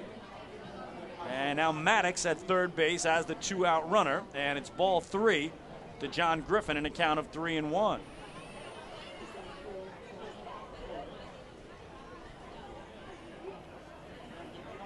Well, once again, a man at third base for New Britain, albeit with 2 outs. Griffin points that bat skyward and now brings it above his right shoulder. Larkin's pitch. Up high, ball 4. So first walk of the day from Matt Larkins, and that'll bring up Connor Bierfeld. Please, left fielder number 28, Connor Bierfeld, number 28. Bierfeld struck out looking in the second inning. Well, we talked about his power, 3 home runs already on the year. But in this series, he's now just 1 for 7 with a single on Friday night. 0-0, top of the 4th. Bees have runners at the corners and 2 away. Larkin's pitch. Check swing strike. 0-1.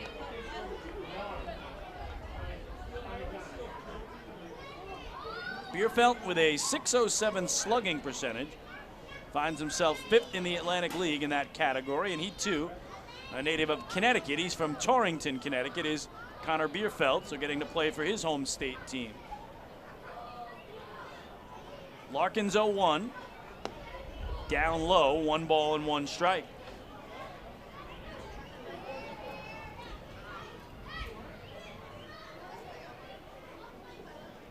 Wind continues to push in hard from right field toward home plate. Outfield medium depth and straight away for the left fielder for New Britain. 1-1. Fisted foul over the screen behind home plate, and it's 1-2.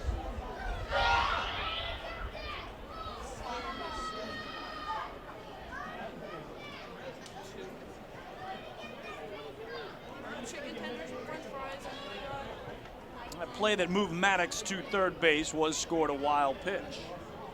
So wild pitch on Matt Larkins. Larkins, though, in front of Bierfeld, 1-2 now. And that one looped almost the same exact spot back over the screen. Each team with 2 hits. Each team has been held scoreless. And this is the best chance of the game for New Britain, who hadn't had a man beyond first base in the first 3 innings. They've had 2 different players at third base this inning as Michael Krause tripled to lead it off.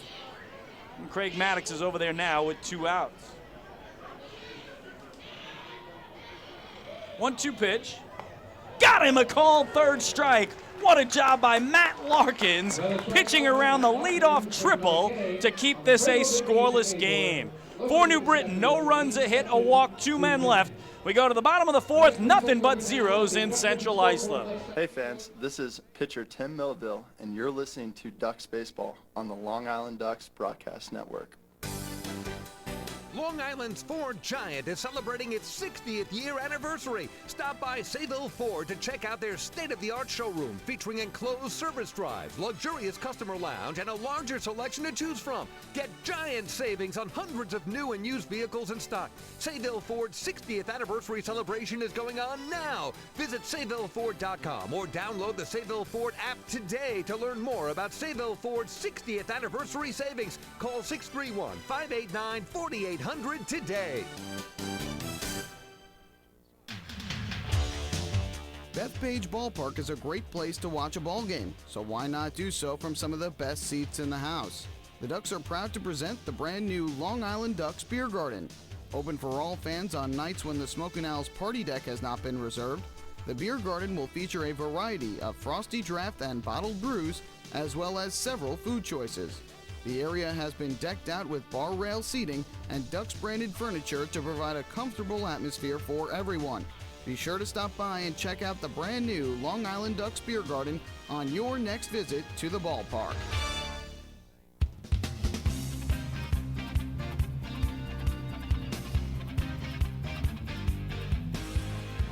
Well, what a job by Matt Larkins and Long Island to keep New Britain off the board. This scoreless game heads to the bottom of the fourth inning. We'll give you our answer to the fourth inning trivia in just a minute. But Anthony Marzi, the lefty for New Britain, set to start with the DH and three-man for Long Island, Nolan Reimold. So Reimold in the first pitch is fouled away.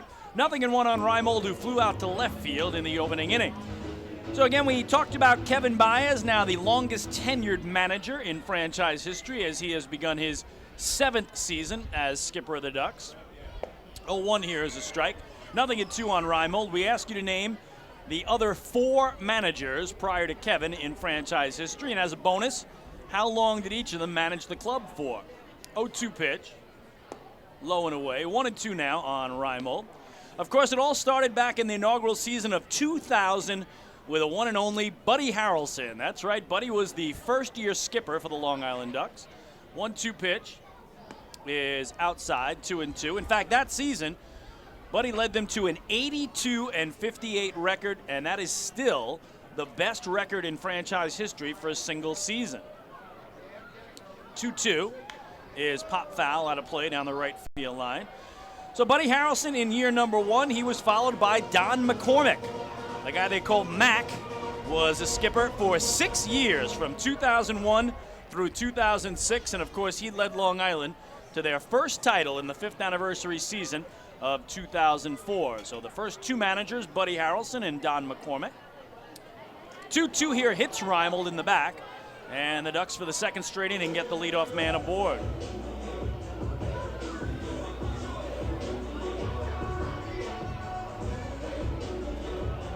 Long on the first baseman, number 34, Mark Krause, number 34.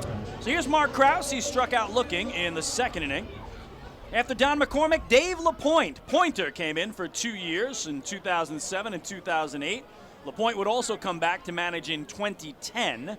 So Dave LaPointe, 3 years total at the helm for Long Island. Lefty-lefty here for Marzi. And he puts it in the air deep to left field. Going back is Bierfeld at the track, reaches up, and he makes the over-the-shoulder basket catch. What a grab by Connor Bierfeld, denying Mark Krause an extra base hit. Unbelievable grab, battling the wind as he went back to the track in front of the big scoreboard in left center. Ducks third baseman, number 2, Cody Puckett, number 2. So back to first goes Reimold, 1 away. It'll bring up Cody Puckett. Cody coming off his first 3-hit game of the season last night, as he went 3 for 4 with 2 singles and a double in the 3-2 Long Island loss.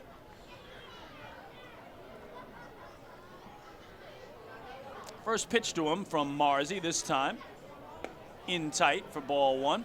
So again, Buddy Harrelson, Don McCormick, Dave LaPointe, and of course 1 year for Gary Carter, the late Gary Carter, whose picture is still in our radio booth here. It will remain in our booth each and every game, and always think about Gary before I do a broadcast. And what a season he led the Ducks to in 2009, Gary Carter. Here Puckett puts it in the air to shallow center. It's the shortstop, Steve Carrillo, battling the wind to put it away with 2 hands, and there are 2 gone. So again, there's your answer to our 4th inning trivia. Buddy Harrelson for 1 year, Don McCormack for 6 years, Dave LaPointe for 3 years, and Gary Carter for 1 year. Kevin Baez now in his 7th season, longest tenured manager and most wins as well, coming in with 429 wins. Of course, Kevin had 1 title with the Ducks as a player in 2004 and 2 championships as a manager in 12 and 13.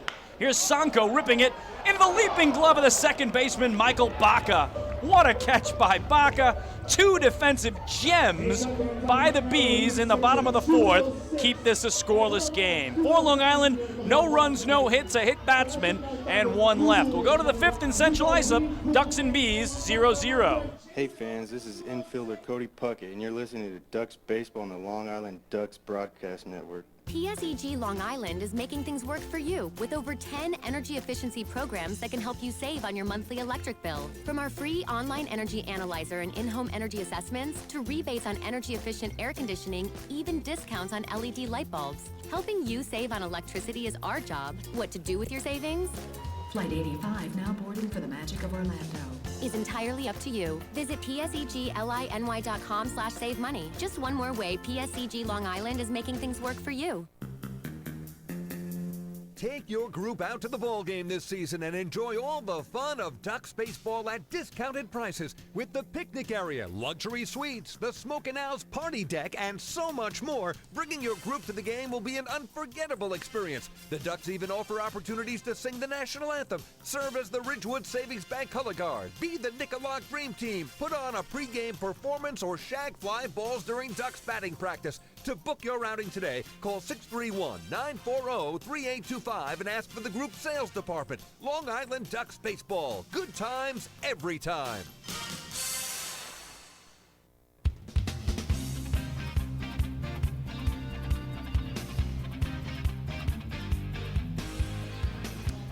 Well, hey, Duck fans, don't forget you can warm up with a hot cup of Hampton Coffee Company gourmet coffee available at the concession stands right here at Bethpage Ballpark.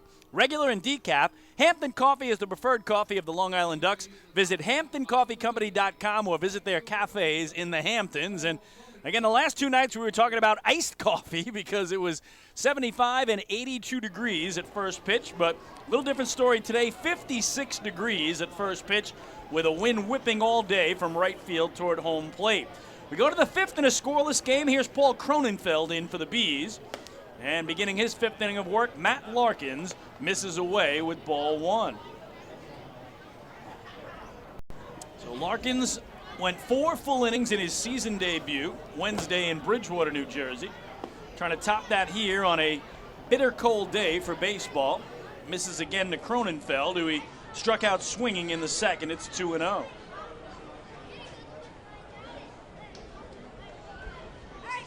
Larkins' pitch. Got a strike. And Matt unofficially at 58 pitches here in inning number 5, and very efficient.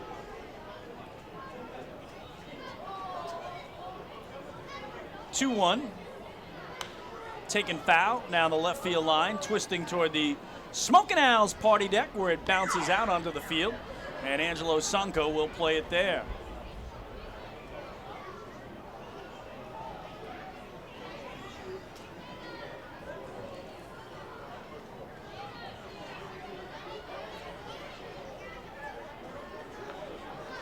Our first look at Paul Cronenfeld in this series. Played 2 years of rookie and A-ball in the Reds organization.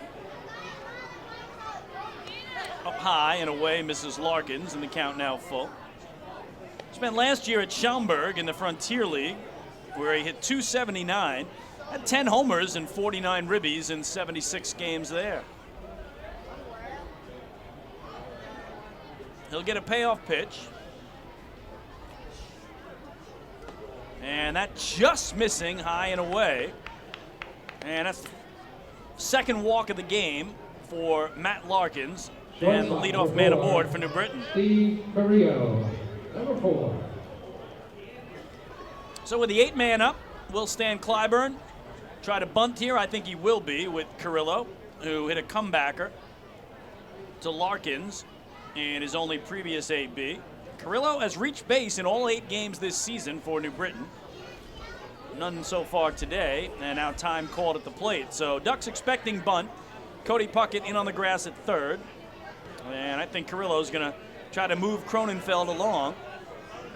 Try to scratch across a run as a scoreless game has hit the 5th. Does not square, swings away, and fouls it straight back. Well, we talked about Matt Larkins joining the Ducks in a trade from Independent Lincoln of the American Association in early September last year. In his 2 regular season starts, he was 1-0 with a 3.21 earned run average, but then really struggled in the playoffs. 0-1. in the air, right field. Again, Lentini's going to have to run in under it. Still coming in. Makes the basket catch, flips back to first, and very nearly doubled off. Cronenfeld there, but he's back safely. So again, you can see how far Lentini had to run in just to make that catch and had to do it basket style for the first out. Second baseman number 5, Michael Baca. Number 5. So now with one away, I don't think you'll be seeing a sacrifice here from Baca, who struck out looking in his only time up. In fairness to Larkins, he actually had one very good playoff game and one playoff game where he struggled mightily. Gets a strike here. His first playoff game was Game 2 of the Liberty Division Championship Series in Bridgewater, New Jersey against the Patriots. That's the one where he really struggled. The Ducks lost the game 10-0. He allowed 5 runs in just 2 innings of work before he was pulled. Of course, that's the last game of that series the Ducks would lose. They would win the final 3 straight at home to beat the Patriots. 0-1 here is fouled away for strike 2. But then Matt did pitch very well down in Sugar Land, Texas in Game 2 of the championship series against the Skeeters. He allowed just 1 run in 5 2/3 innings of what became a 2-0 loss. So Matt has spent the last 4 years in the American Association with Amarillo and Lincoln. And this time he starts the season with Long Island after joining them late last year. 0-2. Defensive swing here at the last second by Baca to keep himself alive. So Ducks excited to have Matt Larkins for the entire year, or member of the rotation. A strong outing today with right now 4 1/3 of 2-hit shutout ball. Battling the 9-man here, Michael Baca at 0-2.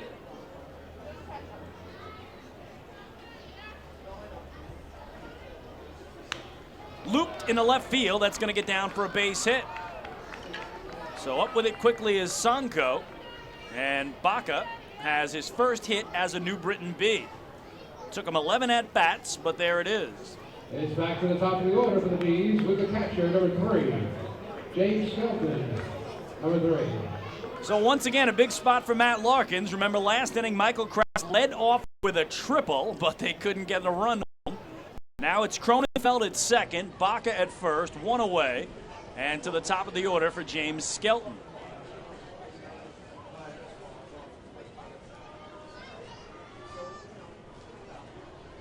Larkins stares home to Dominic Blanco.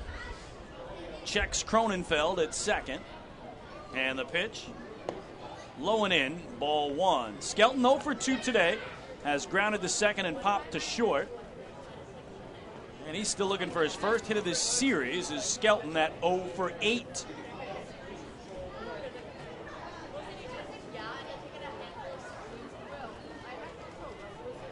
Larkins slows the pace down, the 1-0.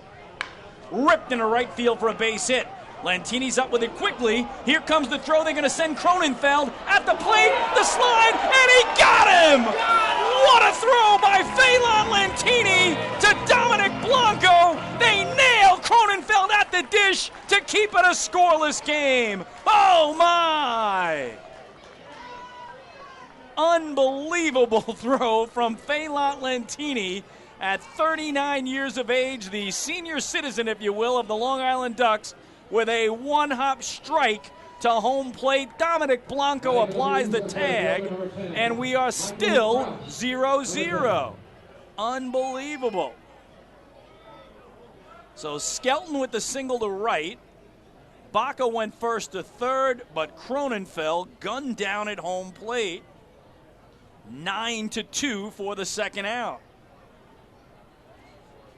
First and third for Michael Krause, who again tripled to left last inning. Unbelievable defense today by the Ducks to keep this thing 0-0. And a foul ball just past the Bees dugout on the third base side, 0-1. That is just an incredible defensive gem from Lentini. Again, the ball was hit very hard by Skelton. That certainly helped his cause. But he raced to it. He put everything into that throw. and it couldn't have been better. One hop into the glove of Blanco, and boom, the tag applied to Cronenfeld. We're still 0-0 in the 5th. 0-1. Low and away, 1 ball and 1 strike. So first time in the game, New Britain has had multiple hits in the same inning, as they've had a walk and 2 singles in the inning, but have not been able to get a run across. Again, last inning had a triple and a walk. Still couldn't find a way to put something on the board. Now Larkins has to go get Krause. Ooh, it hit him, I believe. No, it gets away from the catcher, Blanco. Coming home from third is Baca, and I think they're going to rule that it hit him, and he's going to have to go back to third. So yes, home plate umpire John LeBone is saying it hit the batter, Michael Krause, and so it will load the bases, but Baca, who had raced home thinking it was a pass ball, will be sent back to third, and up to home plate will step Jovan Rosa.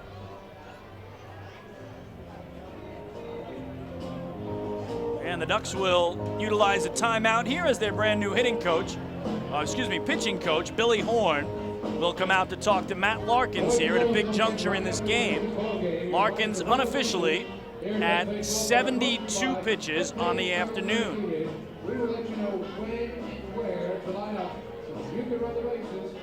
So last inning he had a triple allowed and a walk. This inning he's had a walk and now a hit batsman and a couple of singles. And Jovan Rosa, the DH, will be the hitter with 2 outs and the bases loaded. So that's the first of 3 allowed timeouts in Atlantic League Baseball. Comes here in the top of the 5th. And what likely will be the final inning of the game for Matt Larkins. He's going to try to get Rosa here, who has grounded to short and fouled out to first. He's nothing for 2. Rosa 2 for 10 in the series. First pitch, just away for ball 1 with no place to put him. On deck, the always dangerous Craig Maddox, and the Ducks would absolutely want to get the final out here in Rosa and let Maddox bat with the bases empty in the 6th inning.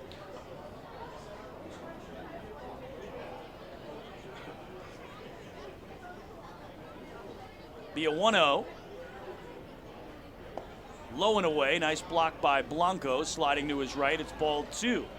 Michael Baca is at third, James Skelton at second, Michael Krause at first. 2 outs, no score in our game in the top of the 5th. Ducks have had some unbelievable defense to keep it that way, and the Bees have done the same on their side. Been a terrific pitcher's duel led by defense. 2-0. High for ball 3. And now Jovan Rosa is really in the driver's seat.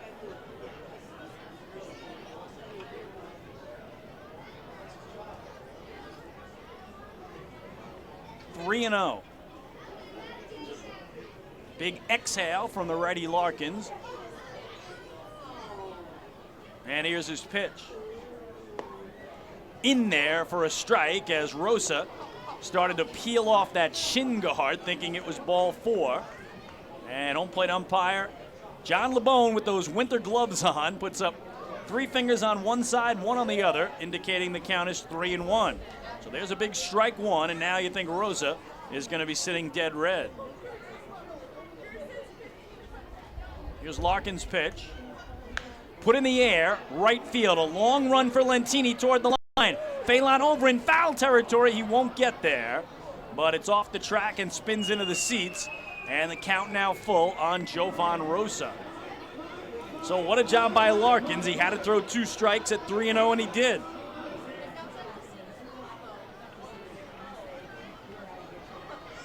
So now everybody resets. And the wheel will go in motion for the New Britain Bees on a 2-out payoff pitch. All 3 runners will be off.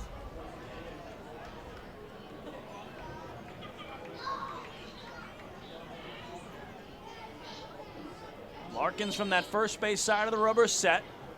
And here's his payoff. Swing and a miss. He struck him out.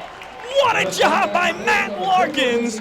Picks up his 5th strikeout of the night and leaves the bases loaded for the New Britain Bees. No runs, 2 hits, a walk, a hit batsman, a man gunned down at home. We are still scoreless. Middle 5 in Central Islip. Hey fans, this is pitcher Matt Larkins, and you're listening to Ducks Baseball on the Long Island Ducks Broadcast Network. Hey Ducks fans, the official hotel of the Long Island Ducks is the Radisson Hotel Hauppauge, Long Island. It's centrally located on the north shore of Long Island and offers a home away from home for both business and leisure guests. The Radisson Hotel Hauppauge, Long Island features an indoor pool, 24-hour business center, a fitness center, and complimentary Wi-Fi in all guest rooms. Enjoy the contemporary American cuisine at the Fountain Grill restaurant or grab a quick bite to eat at Cafe Pronto. And best of all, it's only minutes away from Bethpage Ballpark. The Radisson Hotel Hauppauge, Long Island, the official hotel of the Long Island Ducks. Call 631-231-1100 today. That's 631-231-1100.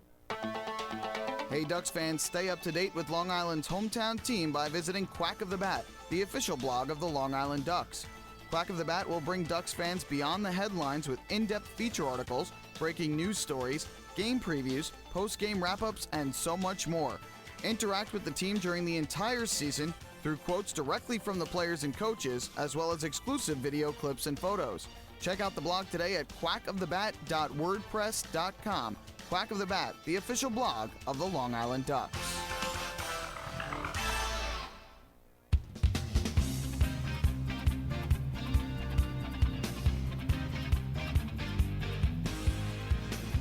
What an absolutely incredible job by Matt Larkins on the hill for Long Island. 2 straight innings, he wiggles out of a monstrous jam to keep this a 0-0 game as we head to the last of the 5th. And the Ducks will have the bottom third of the order due. Dan Lyons, Giovanni Alfonso, and Dominic Blanco to face the lefty Anthony Marzi. So I think Larkins is likely done for the day. And again, with the way the bullpen is pitched of late, the Ducks bullpen in the last 3 games, 13 2/3 innings of 3-hit shutout ball. Here's Dan Lyons to get it going, showing bunt, drawing it back, and taking the pitch for a strike. And the count 0-1. We start the bottom of the 5th in a 0-0 game. Lyons is hit 400 against lefties this year. And Dan struck out swinging, though, by the southpaw Marzi in the 2nd. Here he rolls it to 3rd. Tough play for Griffin. Backhand. Throws across his body. And it pulled Maddox off the bag. And they rule Lyons is safe. So again, John Griffin, first time playing third base as a pro. In his 2nd chance, had a throw that took Maddox off the bag. And that allows Lyons to reach. So we'll see how they scored. It is going to be an infield single for Dan Lyons. And the Ducks get the leadoff man aboard for the 3rd straight inning. So Dan hitting that to his former teammate, John Griffin, who again did a pretty good job of getting that throw off quickly, but it just pulled Maddox up the line and off and allowed Lyons to run through it safely. Here's Giovanni Alfonso. Let's see if Kevin Baez has him bunt here. Try to scratch a run over as time called, and now Alfonso, who also struck out swinging in the 2nd, stands back in. Lyons goes, and the pitch is swung on and fouled away. So no bunt, instead either the hit and run or the straight steal on there for Lyons, who has not attempted a stolen base this year.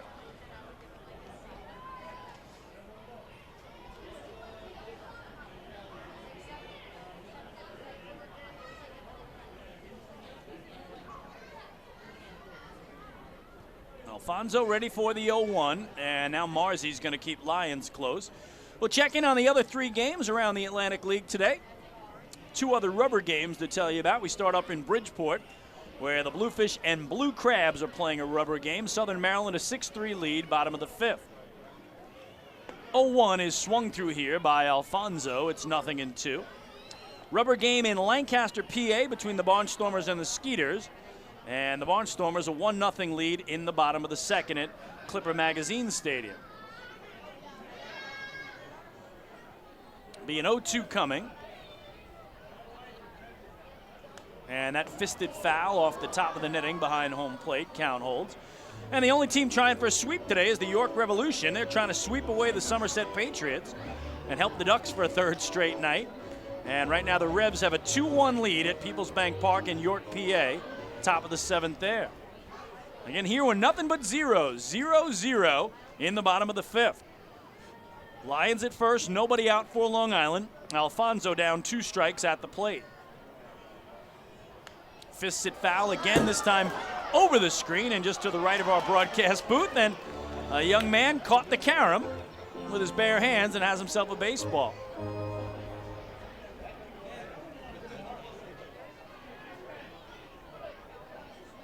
The 2 New York Major League teams are going for sweeps today. We'll fill you in on those in just a second as Alfonso continues to battle here. Another 0-2 from Marzi. Up and away for ball 1. Yankees have hit 9 homers in the last 2 wins over the Baltimore Orioles. Matt Holliday, another homer today as they go for the sweep at the stadium. Yankees a 2-1 lead over the O's in the top of the 6th in the Bronx.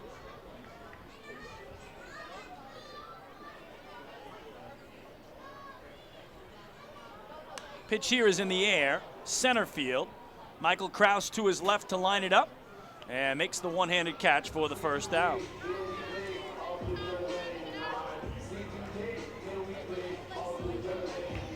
Ducks catcher number 15, Dominic Blanco, number 15. So Dominic Blanco will give it a try. He singled through the right side back in the 3rd after a terrific at-bat where he battled Marzi the whole way and won it out. And the Mets, who were losers of 6 straight when they went down to our nation's capital to begin a 3-game series against the division best Nats, won the first 2 games but trail 6-5 right now, top of the 4th in Washington, D.C. Marzi unofficially at 74 pitches here in the 5th. He'll throw over to first. Again, remember last year, he only made 4 starts. He pitched 32 times as a reliever and did set a team record by going 23 1/3 straight scoreless innings. Again, a team record for a first-year team, but a team record nonetheless. Breaking ball misses in. 1-0 to Blanco. And Lyons was running on the first pitch to Alfonso, whether it was a straight steal or a hit and run. We haven't seen Dan attempt to go to second since. The lefty Marzi stares him down. 1-0 at the belt for ball 2. Kevin Baez goes through the signs at 3rd for Dominic Blanco.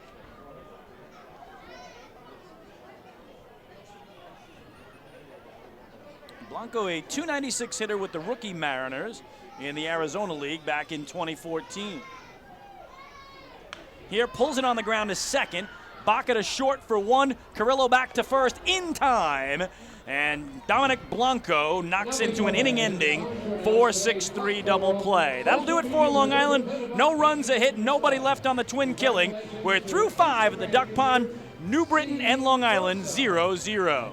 Hey fans, this is pitcher Matt Larkin. Hey fans, this is infielder Nate Fryman, and you're listening to Ducks Baseball on the Long Island Ducks Broadcast Network. Going way back is Joe Holden, and he is looking up, and that one is headed to field 5 at Robert Moses. The waves are gnarly, and the Ducks have tied it at 1. That was another home run for the Ducks. And Duck fans, what's more fun than a home run that helps the Ducks win a game? How about a homer that helps the community win? Chappie's Funeral Home and the Long Island Ducks have once again teamed up for the Chappie's Home Run Challenge. If the Ducks hit 100 homers this season, Chappie's Funeral Home will donate $5,000 to the Quackerjack Foundation. So every time a Ducks hitter goes deep this season, watch for the Chappie's Challenge home run count on the scoreboard. And if we reach 100, we're all a winner. Chappie's Funeral Home, where caring for others is a family tradition. Can't get enough of the Long Island Ducks? Well, now you can get even more inside info on your favorite hometown team through Facebook and Twitter. The Ducks are constantly updating fans through social media with scores, transactions, ballpark promotions, and much more. You can even win great prizes. All you'll need to do is make a free account on Facebook and Twitter, and then visit us at facebook.com/LIDucks and twitter.com/LIDucks. Think you're Long Island's biggest Ducks fan? Get connected now.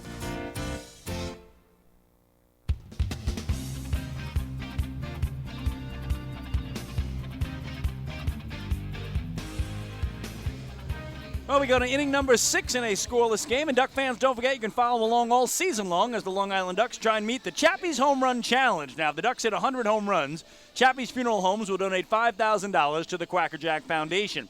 Chappie's Funeral Homes, where caring for others is our family tradition. Right now, the Ducks on the season, 8 home runs. They are tied for the league lead with the Sugarland Skeeters.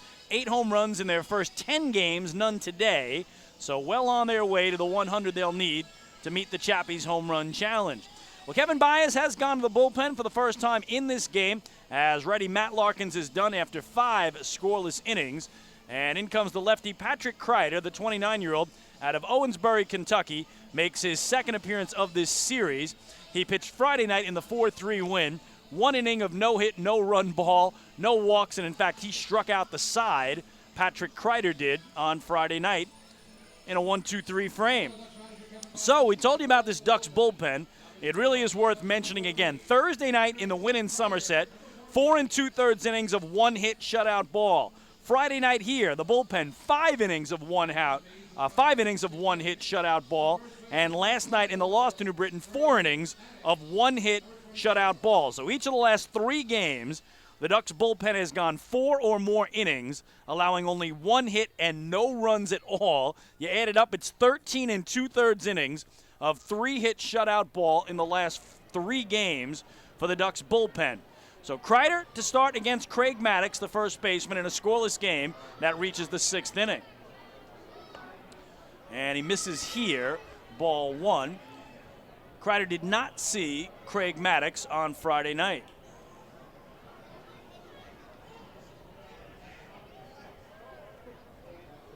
Be a 1-0 to Maddox, who has popped out and hit into a force.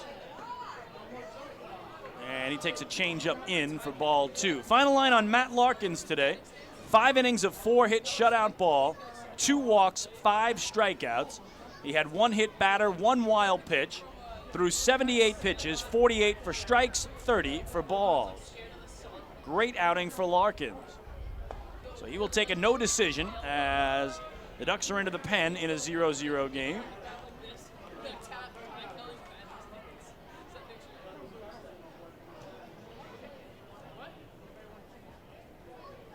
3-0, the count on Maddox.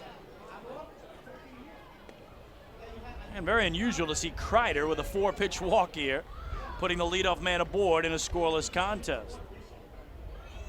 I don't want to take a chance with Maddox, though, the most dangerous hitter in the lineup for Stan Kleiber. Third baseman, number 33, John Griffin, number 33. So here is John Griffin. He's been aboard both times today. Single to right in the 2nd and drew a base on balls in the 4th.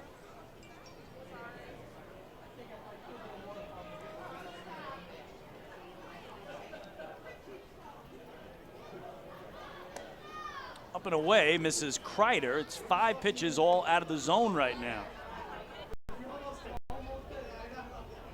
Orioles have tied the Yankees 2-2 in the 6th. And some tough news for the Mets as Noah Syndergaard has left that game down in D.C. with an injury. 1-0 to Griffin. And that foul. 1 ball and 1 strike. Patrick Kreider has pitched in 4 games this year for the Ducks. No record, no ERA, 0.00. In his 3 1/3 innings, he's allowed only 1 base hit. He has walked 2 and struck out 4. So Kreider coming off a terrific season a year ago for Long Island. 61 games a year ago to lead the Ducks. That was tied for 2nd in the Atlantic League. Gets a swinging strike on John Griffin. Last year he had a 3-2 record, a 1.67 earned run average on the season. And at one point, Patrick Kreider had 26 straight scoreless appearances from May 28th through August the 3rd.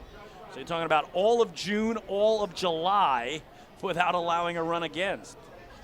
1-2 is low and in. It kicks off Blanco's shin pads all the way to the backstop. Maddox is around 2nd. He's thinking about 3rd, but he will head back. So that would be a wild pitch, I believe, is how they'll score it against Kreider.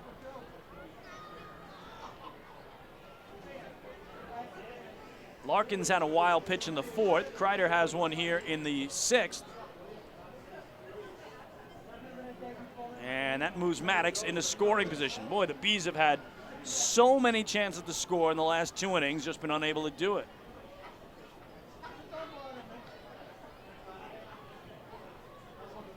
Two and 2 on Griffin. Ground ball, foul. Stan Clyburn, who's really decked out for winter there with the winter gloves, the big coat, the hat, will underhand it into the seats. Got the Santa Claus look going on at third, does Stan Clyburn right now.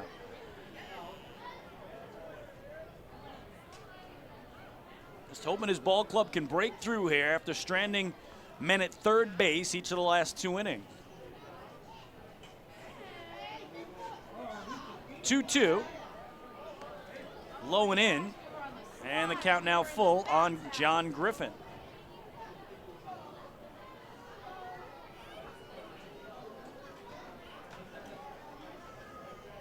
Craig Maddox at second. He walked and went there on a wild pitch. And now a payoff coming from the lefty Kreider to the right swinging Griffin.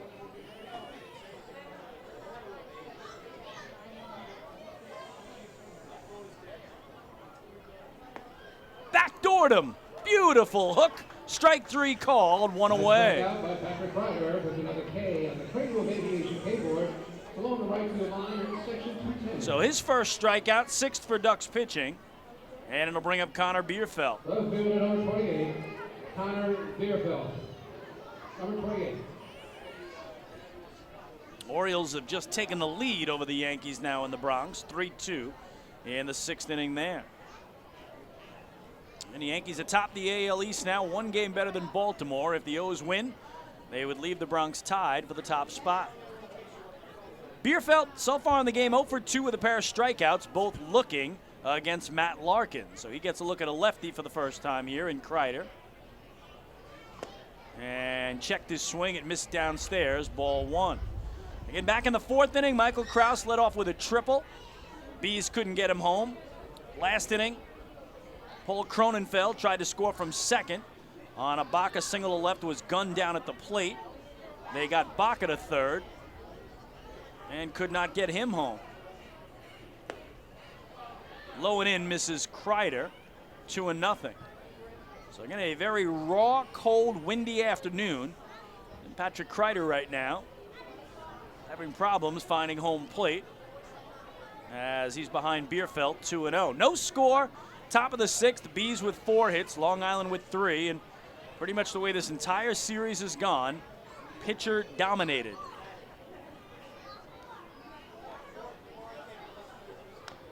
Tapper foul behind home. Going to do the quick math here. 23 innings is what we have played in this series, 3-game set. The Ducks have only scored in 2 of their 23 innings at the plate. The Bees have only scored in 2 of their 23 innings. That means the pitchers have put up 21 scoreless innings of 23 in the series. Just remarkable. And again, both ways, Ducks pitching and New Britain pitching.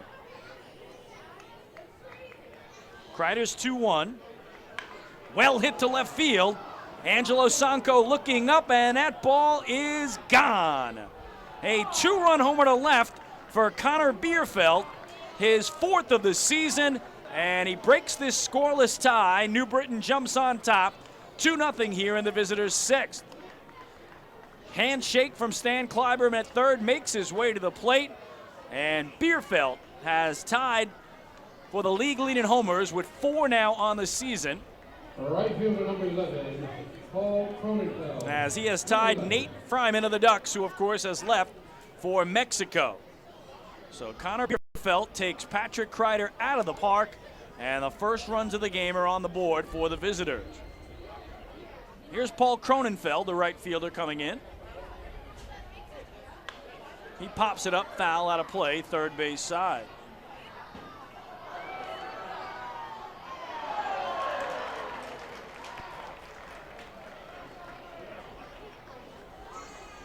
Again for Bierfeld, 4 home runs on the year.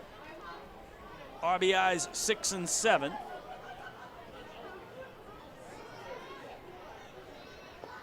now it's Cronenfeld taking low. 1 ball and 1 strike. Cronenfeld struck out swinging in the second, walked and was gunned down at home plate in the 5th on an unbelievable throw from Lentini in right field.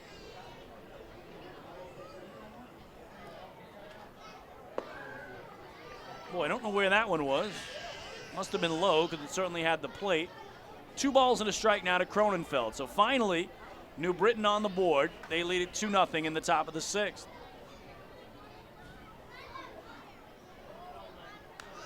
A little tapper foul toward the Ducks dugout. 2-2 on their right fielder.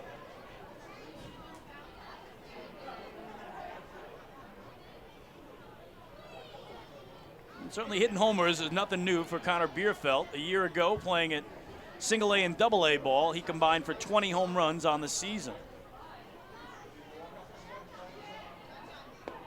Swung through here by Cronenfeld. Second out and second strikeout of the inning for Patrick Kreider.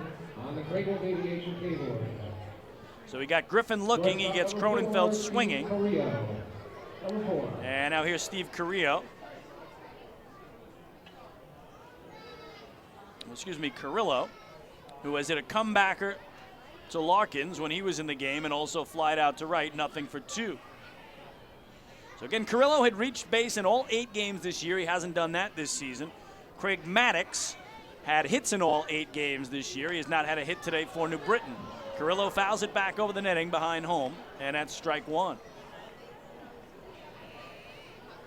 So Connor Bierfeld, who spent 4 years in the Orioles organization, at single A and double A, again the native of Torrington, Connecticut, has finally put New Britain in front. Kreider trying to limit the damage. It's 0-1. And now 1-1 low.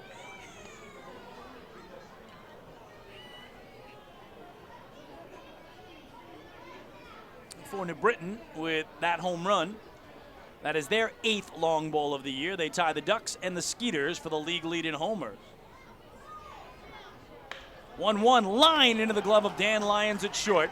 And that'll retire the side, but not before New Britain picks up 2 runs on 1 hit. There was a walk and nobody left. Connor Bierfeld's 4th home run of the season, a 2-run jack to left, has New Britain on top 2-0 as we head to the home 6th. Hey fans, this is catcher Dominic Blanco, and you're listening to Ducks Baseball on the Long Island Ducks Broadcast Network. Oh, I love it. The color of my new Nicolot patio is so vibrant. It's unlike anything I've ever seen. You're welcome. I'm just going to go finish that Nicolak walkway now. Make your pavers vivid Nicolot pavers. The best looking, most vibrant pavers with the most 3-color blends in the industry. Featuring Nicolot's exclusive paver shield and color blending technology. With color throughout and guaranteed not to fade. Live life in color with Nicolot. Visit Nicolot.com.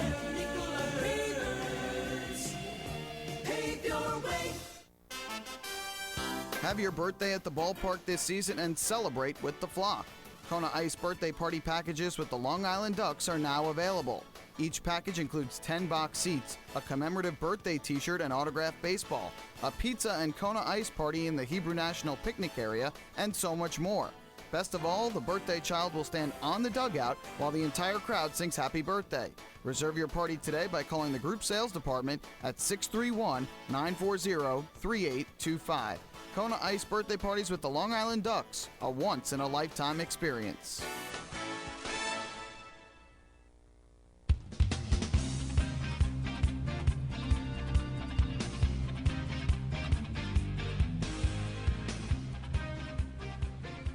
Well, we go to the bottom of the 6th. New Britain Bees with a 2-0 lead over the Long Island Ducks. Again, the Ducks will play a 4-game series in York tomorrow, Tuesday, and Wednesday, but back home on Friday night to kick off a 6-game homestand with the first of 3 against the Southern Maryland Blue Crabs. You can get your tickets at the Bethpage Ballpark box office, online at liducks.com, or via the Ducks mobile app, or over the phone at 631-940-TIXX.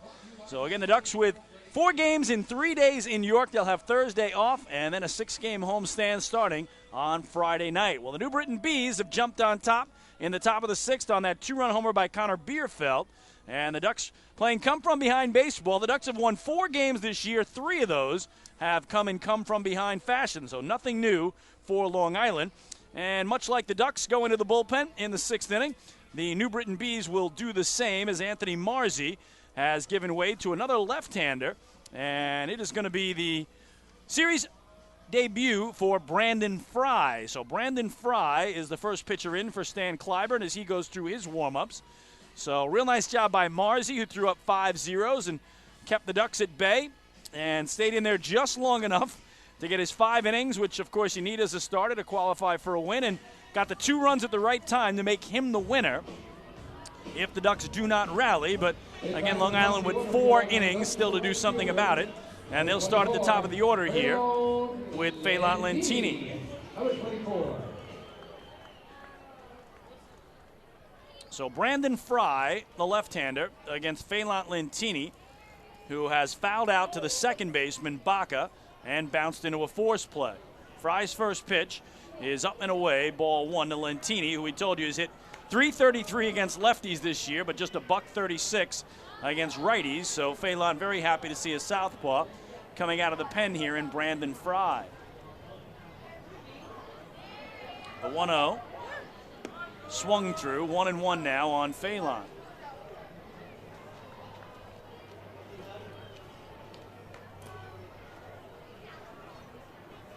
Two 2-0 Bees in the last of the 6th. Rips it over the head of Fry. Barehand attempt by Carrillo comes up empty. What a little knuckleball by Lentini. And that's got to go down as an infield single. He's aboard. Now pitching the New Britain Bees, number 20, Brandon Fry, number 20. Guys came on the Ducks to center fielder, number 5, Delta Cleary Jr., number 5. Final line on starter Anthony Marzi. 5 innings of 3-hit shutout ball, 1 walk, 3 strikeouts, hit 1 batter, threw 77 pitches, 54 for strikes. Here's Delta Cleary Jr., and here Fry bounced one to Maddox at first, who did a great job of grabbing that, or else Lentini would have been standing on second and maybe even third with the way that he can run. So again, the Ducks down 2 here. Lentini with 5 steals and 5 tries this year is already at the cutout as Fry takes a look at him. Cleary popped it up right side. The second baseman Baca, drifting to his left, will make the catch for out number 1.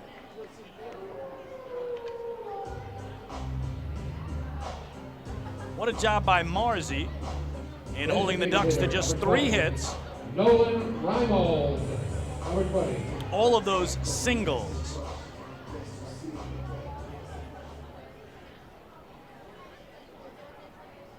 So 1 on, 1 out. Ducks down a pair. And here's Nolan Reimold, who's flied to left and been hit by a pitch. Up high, misses Fry with ball 1.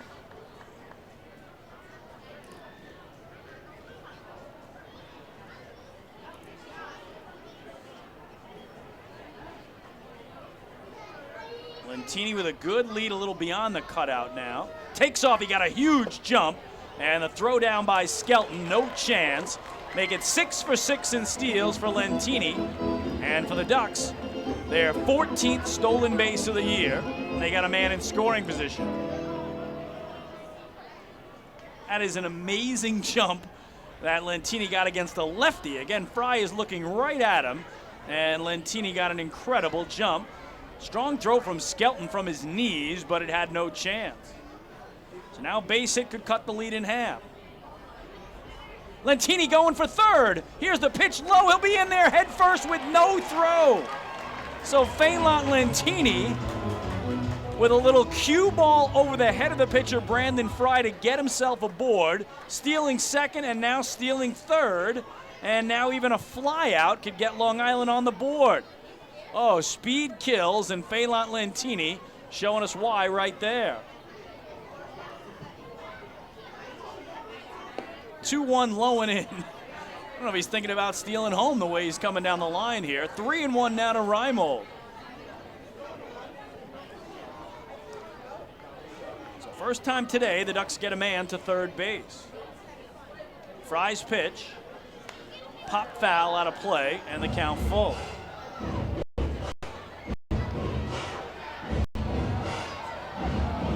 Lentini stealing second and third on back-to-back pitches. Now 7 for 7 in the thievery department. Can the Ducks get him home and cut this 2-0 lead in half? Reimhold will get a 3-2 offering from Fry.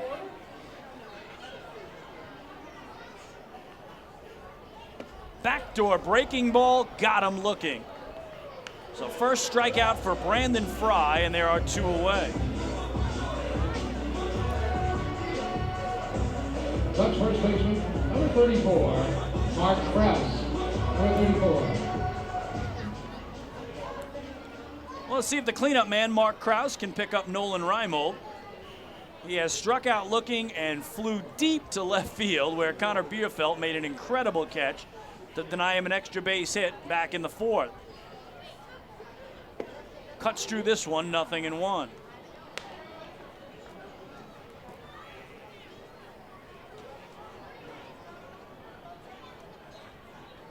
Brandon Fry, the youngest member of the New Britain Bees at 24, a native of Jacksonville, Florida. Gets another swinging strike on Krause. It's 0-2. Played single-A ball in the Padres organization. That's as high as he's ever gone. And did pitch last year for New Britain.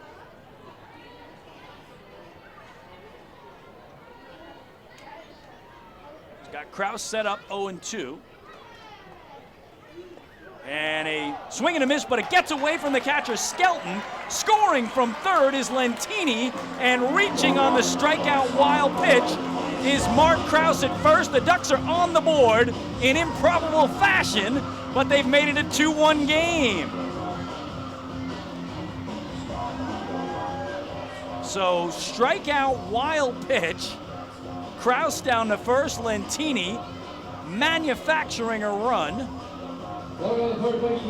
And it's a 2-1 game. Number 2.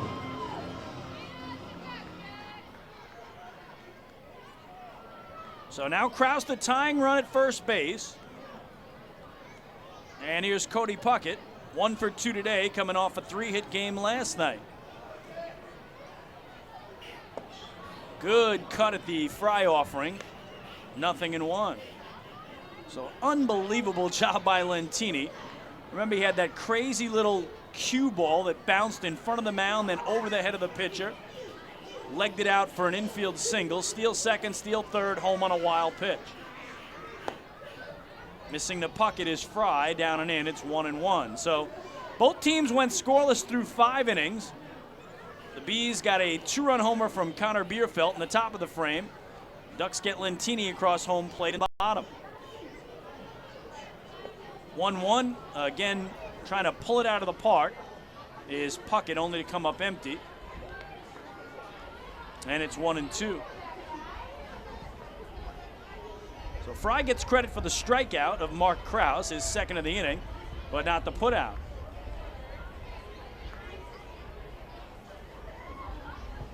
Now ahead of Cody, 1-2. Krause takes off, the pitch way low and inside. So Mark Krause with the stolen base. His second of the year. And I can't believe they just gave him second base in a 1-run game. I mean, that's just on Brandon Fry. The lefty has got to do a better job of holding a guy like Mark Krause aboard, who's not a threat to steal, but did right there. Now Puckett can connect here. He can tie the game. Krause dancing off second. The 2-2 on the ground is short. Carrillo gobbles it up, sidearms across, and the side retired. But not before the Ducks pick up a run on a hit. There was a very big wild pitch, and 1 man left. We are through 6 in Central Islip. It's the New Britain Bees 2 and the Long Island Ducks 1. Hey fans, this is infielder Giovanni Alfonso, and you're listening to Ducks Baseball on Long Island Ducks Broadcast Network. M&V Limousines is the official bus company of the Long Island Ducks. Family owned and operated, they've been in the business for over 24 years.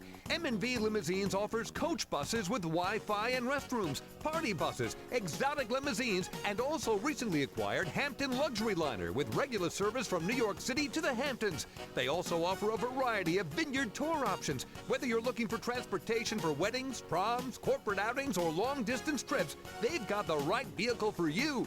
Visit their showroom in Comac or check them out online at mvlimo.com. M&V Limousines and Hampton Luxury Liner, the official bus company of the Long Island Ducks. Family fun every time. Beautiful evening for baseball. Big action every time. He reaches up, it's gone! Great value every time. And the Ducks have won it 7-1. The Ducks schedule is loaded with new promotions this season, and with an average ticket price of just $10 and free parking, there is no better value on Long Island. For game times and tickets, visit liducks.com. Long Island Ducks baseball. Good times every time.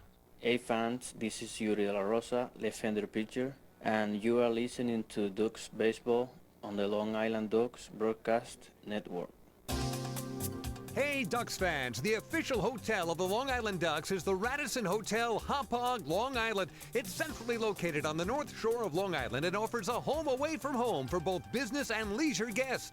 The Radisson Hotel Hauppauge, Long Island features an indoor pool, 24-hour business center, a fitness center, and complimentary Wi-Fi in all guest rooms. Enjoy the contemporary American cuisine at the Fountain Grill restaurant or grab a quick bite to eat at Cafe Pronto. And best of all, it's only minutes away from Bethpage Ballpark. The Radisson Hotel Hauppauge, Long Island, the official hotel of the Long Island Ducks. Call 631-231-1100 today. That's 631-231-1100.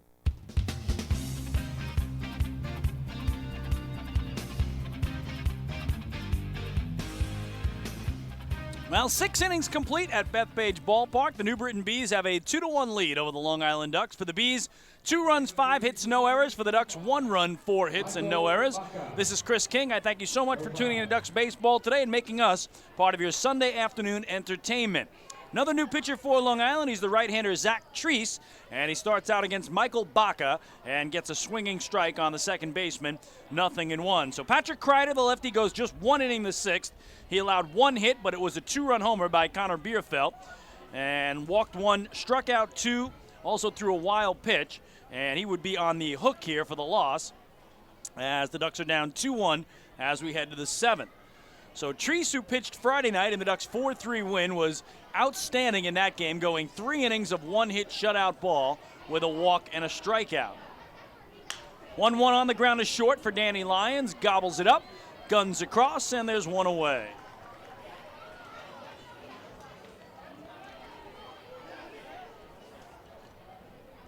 So Zach Treese, the 27-year-old from Hot Springs, Arkansas, joined the Ducks late last season from the Frontier League, where he pitched for River City and ended up pitching in 4 playoff games for the Ducks. And now back for regular season action is Treese. 2nd year of the Ducks, 6th year pro, independent ball only for the right-hander. So back to the top of the order for James Skelton, who is 1 for 3 today with a single to right his last time up. 2-1 New Britain in the visitors' 7th rubber game of a 3-game set. Both of the first 2 games have been 1-run affairs. The Ducks won it 4-3 Friday night. The Bees took it 3-2 last night. Strike 1 on Skelton. And now ball 1, 1-1. Treese faced Skelton in the 5th inning on Friday night, and he got James Skelton to line into a double play. Here he gets a backdoor curve over, and it's 1-2. There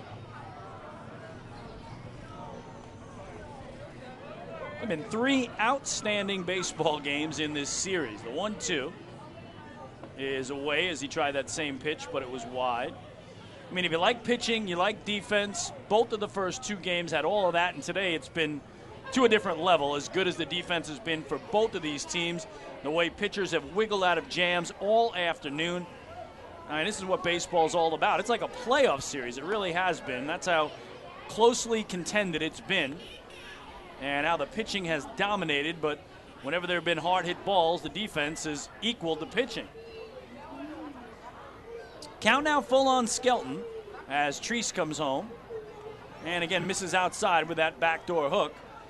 And the league leader from walks, James Skelton, adds another aboard as he picks up walk number 10 on the season. Number 10, Michael Krause. Number 10.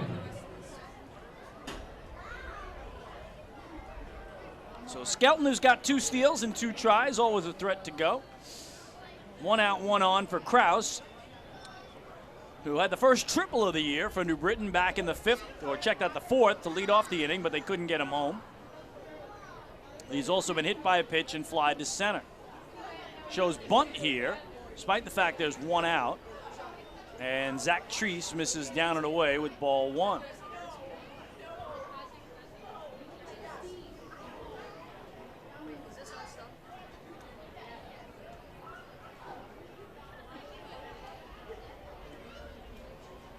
Want to know the count.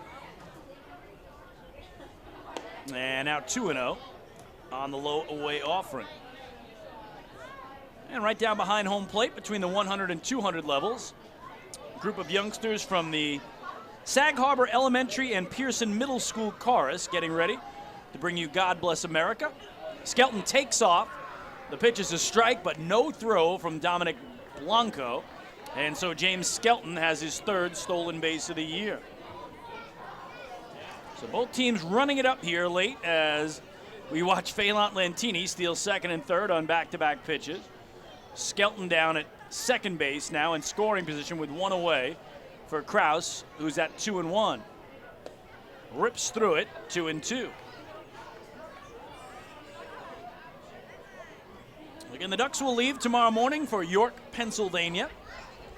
Play 4 games in 3 days and nights. Standard night games Monday and Tuesday at 6:30, and then a day-night doubleheader on Wednesday before they have Thursday off and back home for a 6-game homestand Friday. Off the glove of Blanco and to the backstop. That's going to be a pass ball. And you talk about Lentini manufacturing a run for Long Island. Skelton's trying to do the same here for New Britain. He walked, stole 2nd to 3rd on a pass ball. So with 1 away, even a deep fly by Michael Krause could put the lead back at 2 for the visitors. Ducks bring the infield in all the way around, trying to cut down Skelton at the plate if he goes on a ground ball. Be a payoff pitch. Ripped in the air, deep left field. Angelo Sanco will watch it sail over both walls in left. A 2-run homer for Michael Krause, his first of the season, and that makes it a 4-1 lead for New Britain. Steps on third, gets the handshake there from Stan Clyburn, and what a clout from Krause, who again tripled back in the 4th, hitting it off the track and the wall in left. This time he took it out of the yard. Designated hitter, number 35, Jovan Noble, number 35. So Michael Krause, a year ago, hit 10 home runs in 105 games for the Bees, hits his first of this season, and in fact picks up his first runs batted in of the year. He hadn't even driven in any runs, and it's a 4-1 game. Here's Jovan Rosa taking high. So long balls have done the Ducks in each of the last 2 innings. Connor Bierfeld, a 2-run homer to left in the 6th. Michael Krause, a 2-run homer to left in the 7th. Popped up right side. The first baseman, Mark Krause, drifting toward the line in a foul territory, and he can't come up with it. Again, the wind is wreaking havoc with every pop-up, and it's simply a foul ball. And we'll see if they give the error to Krause on the dropped pop-up. But with the wind, I think they may let it go.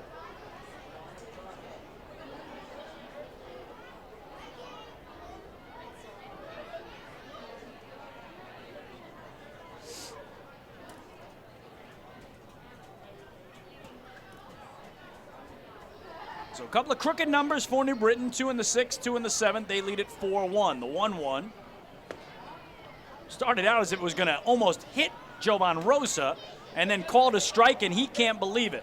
Oh, he's got words for John LeBone, and he's got to be careful here, or he's going to get himself an early shower. I mean, that thing absolutely started out at his body, but had so much break on it, it nailed the inside corner, according to LeBone. Rosa disagrees.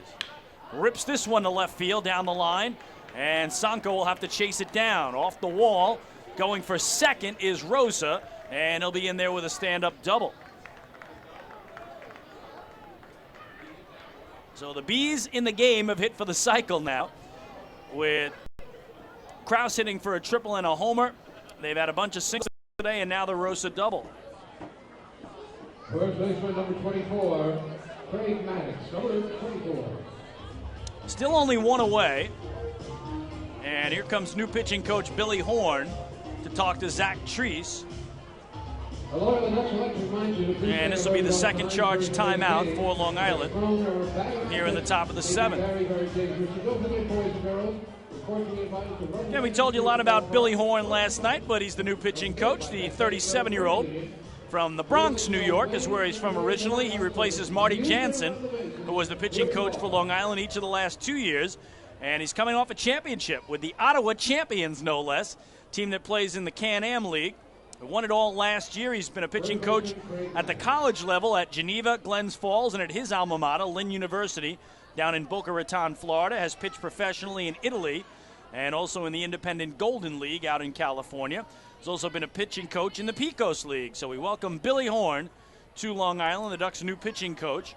Trying to settle down Zach Treese, who's given up a double and a homer, and now facing the most dangerous hitter in the lineup in Craig Maddox, the hitting coach for New Britain, who takes ball 1. So Bees with their largest lead of the day at 3 runs as we play in the top of the 7th. Maddox again has hits in every game this year, but none so far today. He's 0 for 2 with a walk and a run scored. Pulls it on the ground to first. Mark Krause will take it to the bag himself for the second out. Crossing over to third is Jovan Rosa on the 3 unassisted putout. Third baseman, number 33, John Griffin, number 33. So here's John Griffin. 1 for 2 today with a single and a walk. And the former Long Island Duck will try to get Rosa home from third to make it a 3-run inning.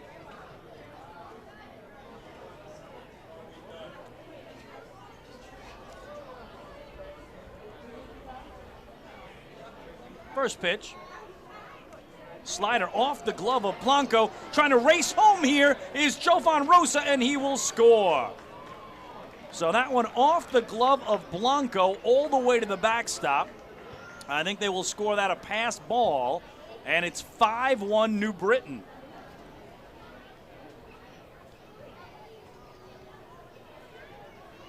So Ducks scored their run in the bottom of the 6th on a wild pitch. Bees get one back on a pass ball. So now the lead is 4, and it's 1-0 to John Griffin. I'm sorry. Fouls it straight back to the screen. 1 ball and 1 strike. So pass ball officially is how it goes down.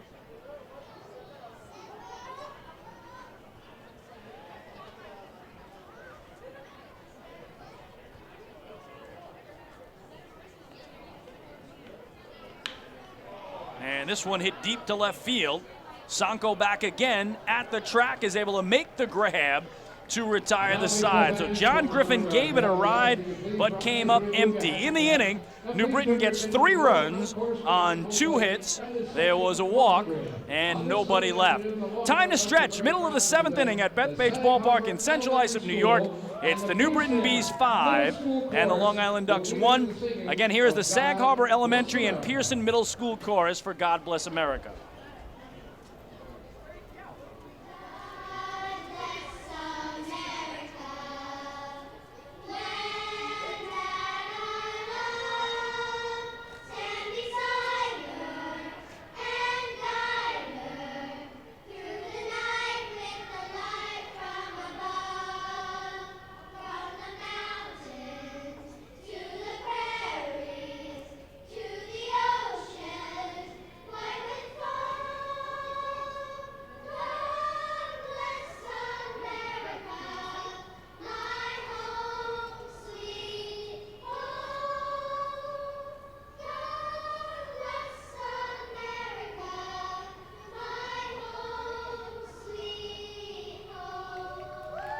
Oh, great job by the youngsters. Middle of the 7th in CI, the Bees on top of the Ducks, 5-1. Hey fans, this is infielder Mark Krause, and you're listening to Ducks Baseball on the Long Island Ducks Broadcast Network. Long Island's Ford Giant is celebrating its 60th year anniversary. Stop by Sayville Ford to check out their state-of-the-art showroom featuring enclosed service drives, luxurious customer lounge, and a larger selection to choose from. Get giant savings on hundreds of new and used vehicles in stock. Sayville Ford's 60th anniversary celebration is going on now. Visit SayvilleFord.com or download the Sayville Ford app today to learn more about Sayville Ford's 60th anniversary savings. Call 631-589-4800 today.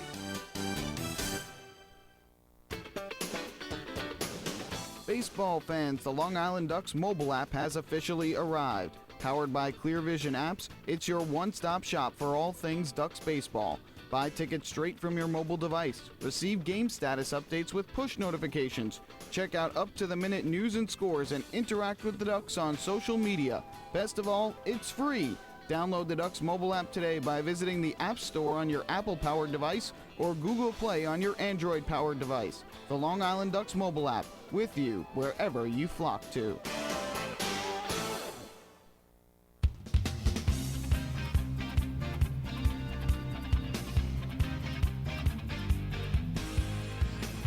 Well, fans, don't forget to stop by the Waddle-In Shop on your next visit to the Duck Pond, where exclusive, hard-to-find Ducks memorabilia is now on sale. All proceeds benefit the Cracker Jack Foundation, the charitable arm of the Long Island Ducks. Middle of the 7th inning in Central Islip, the New Britain Bees now with a 5-1 lead over Long Island.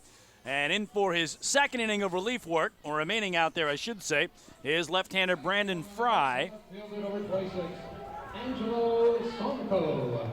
Number 26. Going to bring up Angelo Sonko, who has walked and also lined out to the leaping second baseman Michael Baca, who robbed him of a base hit. So the Ducks down by 4 as they bat in the 7th. Sonko takes strike 1. Talked about Sonko's first home run as a Duck officially last night. A 2-run shot to right field. Did hit 2 home runs in preseason games, though, so he showed us that power, but finally did it officially last night. Checked his swing here. Unable to hold up, says home plate umpire John LeBone, and it's a called strike. 0-2 now on Sonko, who hit 46 home runs in St. Paul for the Saints the last 3 years. Down low misses Fry. It's ball 1. So we mentioned the Ducks with 3 come-from-behind wins this season in their 4 victories. Gonna have to do it again today. But now the deficit is 4. The largest deficit they've overcome this year is 3. They were down 3-0 here Friday and won it 4-3. Skied a mile high into shallow left center field. The shortstop Steve Carrillo out to call everybody off and make the grab for the first out.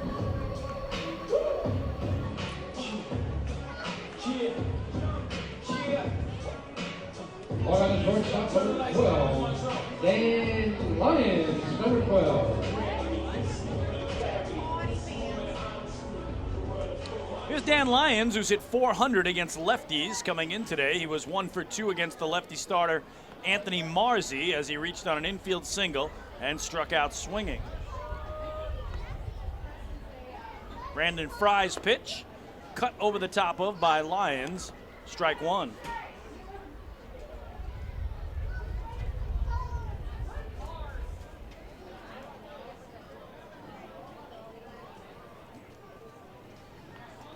Fry ready for the 0-1. And that same result, 0-2. Again, the Ducks with a quick 3-game homestand after opening the year with 7 road games. They'll be back on the road tomorrow, Tuesday, and Wednesday for 4 games in 3 days and nights in York, Pennsylvania.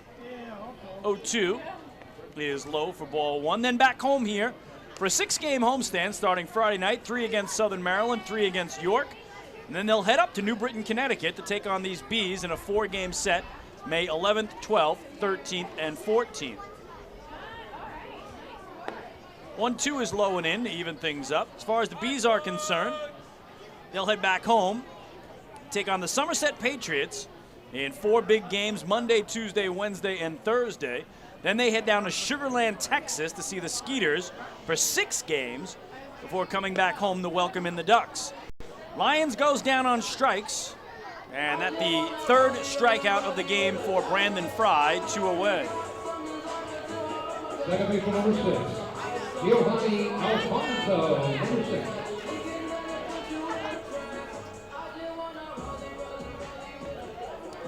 So again today, the home debut for Giovanni Alfonso in the 8-hole, and on deck, also the home debut for the 9-hitter, Dominic Blanco. First pitch to Alfonso. Thought about it, laid off it, it's called a strike. Giovanni has struck out swinging and flied out to center field.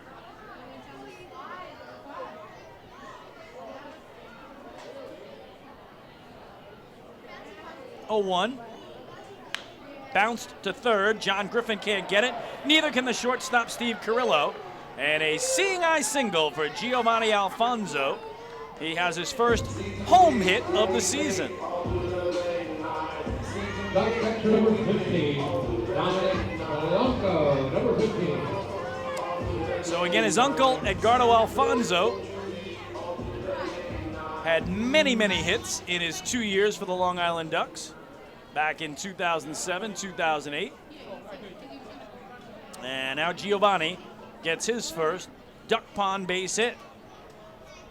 Here's Dominic Blanco, who's singled through the right side and wrapped into a double play. Goes after it, pulls it to second. Baca there to first, and the side retired. No runs, a hit, a man left. To the 8th we go in Central Islip. The Bees have a 5-1 lead over the Flock. Hey fans, this is infielder Elmer Reyes, and you're listening to Duck Baseball on the Long Island Ducks Broadcast Network. PSEG Long Island is making things work for you with over 10 energy efficiency programs that can help you save on your monthly electric bill. From our free online energy analyzer and in-home energy assessments to rebates on energy efficient air conditioning, even discounts on LED light bulbs. Helping you save on electricity is our job. What to do with your savings? Flight 85 now boarding for the magic of Orlando. Is entirely up to you. Visit psegly.com/save money. Just one more way PSEG Long Island is making things work for you. Take your group out to the ball game this season and enjoy all the fun of Ducks baseball at discounted prices with the picnic area, luxury suites, the Smokin' Owl's party deck, and so much more. Bringing your group to the game will be an unforgettable experience. The Ducks even offer opportunities to sing the national anthem, serve as the Ridgewood Savings Bank color guard, be the Nicolak Dream Team, put on a pregame performance, or shag fly balls during Ducks batting practice. To book your outing today, call 631-940-3825 and ask for the group sales department. Long Island Ducks Baseball. Good times every time. Hey fans, this is pitcher Patrick Kreider, and you're listening to Ducks Baseball on the Long Island Ducks Broadcast Network.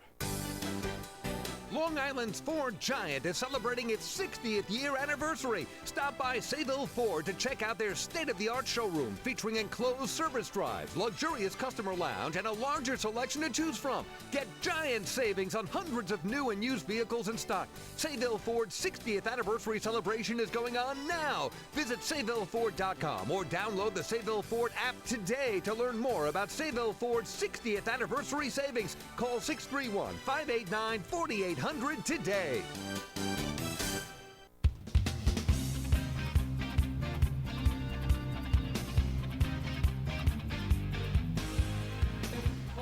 Well, we head to the top of the 8th. The New Britain Bees have a 5-1 lead over the Long Island Ducks. And Long Island brings in their 4th pitcher of the night, should say of the afternoon. It is lefty Jim Fuller. So Zach Treese is done. Pitched just the 7th inning. 1 inning, 2 hits, 3 runs, 2 earned, 1 walk, and no strikeouts. So here's Bierfeld, who broke the scoreless tie in the top of the 6th with a 2-run homer, his 4th of the year, to lead the Atlantic League. This time he takes a backdoor breaking ball for a strike. 0-1 on Bierfeld, who had struck out looking twice against Matt Larkins earlier in the game before homering off Patrick Kreider, the lefty, in the 6th. Fouls it away high on the first base side for strike 2. And we had talked a lot about this Ducks bullpen. Coming into today in their last 3 outings, they had tossed 13 2/3 innings of 3-hit shutout ball. But today in just 2 innings, they've allowed 5 runs on 3 hits. So the bullpen has been the opposite for Kevin Baez today of what it's been the last 3 games, which was rock solid. And here Fuller Throws one through catcher Blanco all the way to the backstop, but no harm with nobody aboard. It's just ball one. So the bullpen, the strength of the last 3 games, 2 of them wins for Long Island. But this afternoon, he gave his bullpen the ball in a 0-0 game. And Kreider gave up 2, Treese gave up 3, and the Ducks trail by 4. Called third strike here on Bierfeld, who goes down on strikes for the 3rd time today. He's unhappy with the call, but Jim Fuller has his first K, 1 away. And the strikeout by Jim Fuller puts another K 8 on the strikeout for Duck pitchers. In section 210.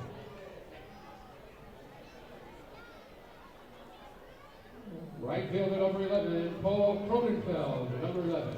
So here's lefty-lefty with Cronenfeld in. And that breaking stuff misses. Ball 1 to Cronenfeld, who's 0 for 2 with a walk. And again, he was the one gunned down at home plate on a great throw from Phelan Lentini in right to keep it a scoreless game in the top of the 5th. Off the glove of Blanco for ball 2, and the count 2-0.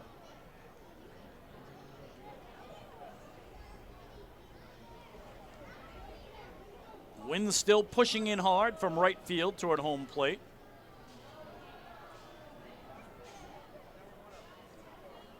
Fuller's 2-0 is in there for a strike. Second appearance of the series for Jim Fuller, who also pitched last night in New Britain's 3-2 win. Fuller just one batter faced, and he got him. They brought him in to get Craig Maddox in a big spot in the 8th, and he did just that. Here, just missing in at the knees of Cronenfeld, and the count now 3-1. So Ducks down 4 here as we hit the 8th. And Jim Fuller's job, just keep it there. Don't let it run out anymore after New Britain has scored 2 in the 6th, 3 in the 7th. Good rip by Cronenfeld, but he couldn't connect, and the count full.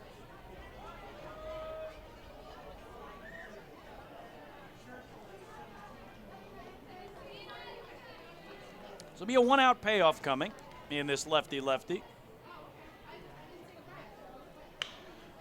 In a center field for a base hit, first of the day for Cronenfeld.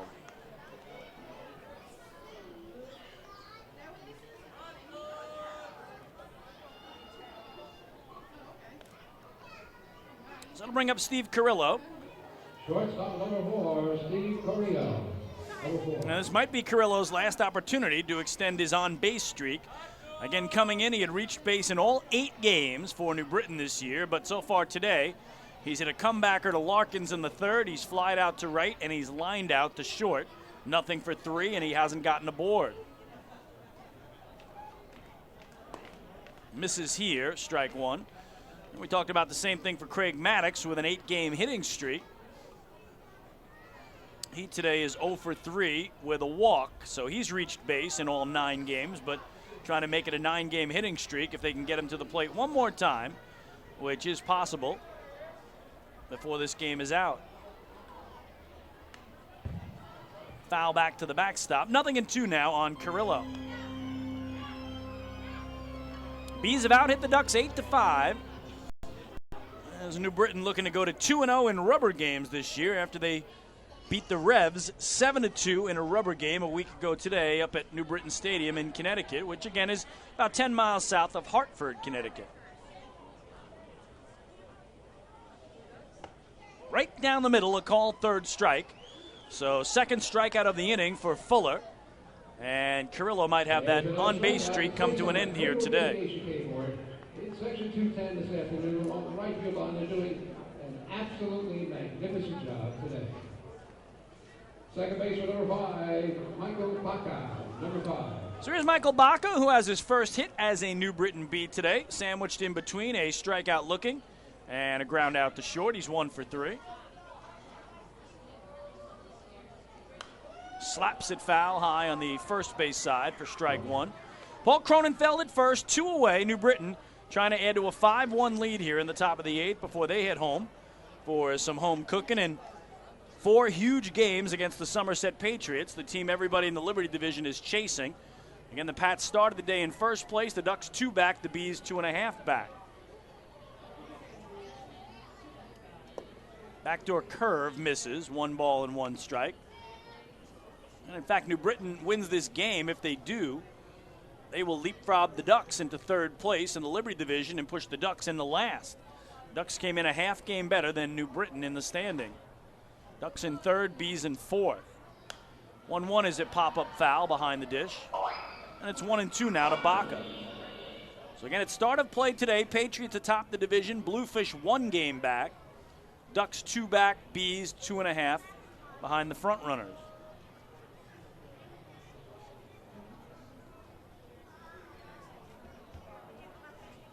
Cronenfeld being held on at first by Kraus. And this one on the ground to second for Alfonso to his left. Flips to first, and that'll do it. No runs, a hit, and a man left. We go to the bottom of the 8th in Central Islip. It remains the Bees 5, the Ducks 1. Hey fans, this is outfielder Nolan Reimold, and you're listening to Ducks Baseball on the Long Island Ducks Broadcast Network. Hey, Ducks fans, the official hotel of the Long Island Ducks is the Radisson Hotel, Hauppauge, Long Island. It's centrally located on the north shore of Long Island and offers a home away from home for both business and leisure guests. The Radisson Hotel, Hauppauge, Long Island features an indoor pool, 24-hour business center, a fitness center, and complimentary Wi-Fi in all guest rooms. Enjoy the contemporary American cuisine at the Fountain Grill restaurant or grab a quick bite to eat at Cafe Pronto. And best of all, it's only minutes away from Bethpage Ballpark. The Radisson Hotel, Hauppauge, Long Island, the official hotel of the Long Island Ducks. Call 631-231-1100 today. That's 631-231-1100. Bethpage Ballpark is a great place to watch a ball game, so why not do so from some of the best seats in the house? The Ducks are proud to present the brand new Long Island Ducks Beer Garden. Open for all fans on nights when the Smokin' Owl's party deck has not been reserved, the Beer Garden will feature a variety of frosty draft and bottled brews, as well as several food choices. The area has been decked out with bar rail seating and Ducks branded furniture to provide a comfortable atmosphere for everyone. Be sure to stop by and check out the brand new Long Island Ducks Beer Garden on your next visit to the ballpark.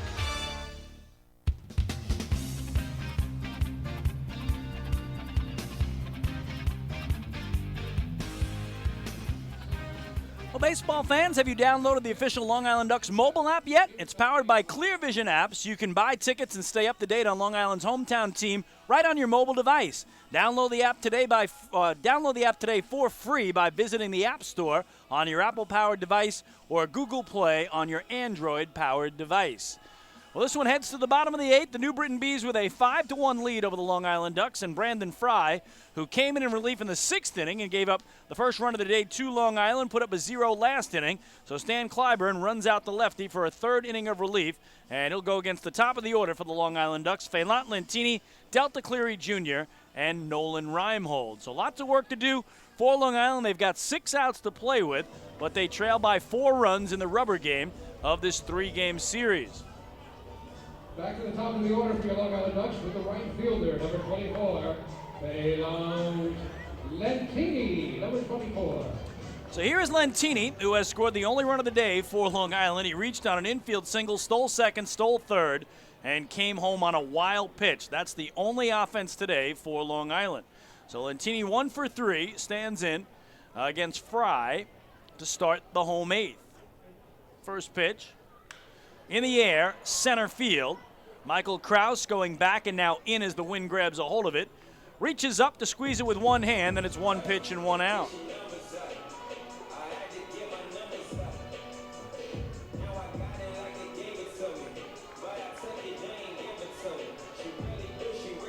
Long Island center fielder, number 5, Delta Cleary Jr., number 5.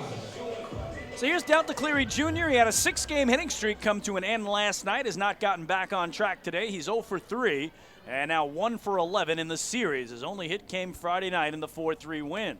Up and away misses Fry with ball 1. In fact, a bunch of Ducks had a bunch of hitting streaks, be it small or large, come to an end last night in that 3-2 loss to the Bees. 1-0 is a strike on the outer edge, 1-1. You got to hand it to this New Britain pitching staff. They have really handcuffed the Ducks in this entire series as Quickly looking at the numbers here, I believe the Ducks only have 3 extra base hits in the 3 games. Here's a swing and a miss by Delta. It's 1-2. In the win on Friday night, the Ducks had 8 singles and a Reyes double. Last night they had 4 singles, a Sanko homer, and a Puckett double. And today all 5 of their hits have been singles. So yeah, only 3 extra base hits in 3 games. 1-2, sounded like it broke his bat to second for Baca. Throws across the body. Nice job by Michael Baca to get Delta Cleary Jr. for the second out.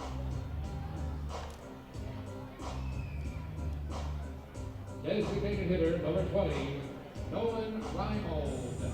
Number 20. Ducks entered with the best staff ERA in the Atlantic League at 3.08. The Bees were actually 7th in the 8-team league at 3.75, and New Britain last in the league in team batting with a 2.18 average. Here's Nolan Reimold for Long Island. And up and away, Mrs. Fry. Ball 1. Reimold 0 for 2 today with a fly out and a strikeout, and in between he's been hit by a pitch. 1-0. Low and away for ball 2. So Reimold had a big game on Friday night in the win. He went 2 for 3 with a pair of singles and a walk. But a tough night last night as he takes the collar, going 0 for 4 with a pair of strikeouts and grounded into a double play. Puts this one in the air, shallow center field. Who's going to make the call? Looks like the shortstop, Steve Carrillo, will. And the Ducks go 3 up, 3 down. We head to the 9th at the Duck Pond. Long Island trailing New Britain 5-1. Hey fans, this is outfielder Angelo Sanko, and you're listening to Ducks Baseball on the Long Island Ducks Broadcast Network. Going way back is Joe Holden, and he is looking up, and that one is headed to field 5 at Robert Moses. The waves are gnarly, and the Ducks have tied it at 1. That was another home run for the Ducks. And Duck fans, what's more fun than a home run that helps the Ducks win a game? How about a homer that helps the community win? Chappie's Funeral Home and the Long Island Ducks have once again teamed up for the Chappie's Home Run Challenge. If the Ducks hit 100 homers this season, Chappie's Funeral Home will donate $5,000 to the Quackerjack Foundation. So every time a Ducks hitter goes deep this season, watch for the Chappie's Challenge home run count on the scoreboard. And if we reach 100, we're all a winner. Chappie's Funeral Home, where caring for others is a family tradition.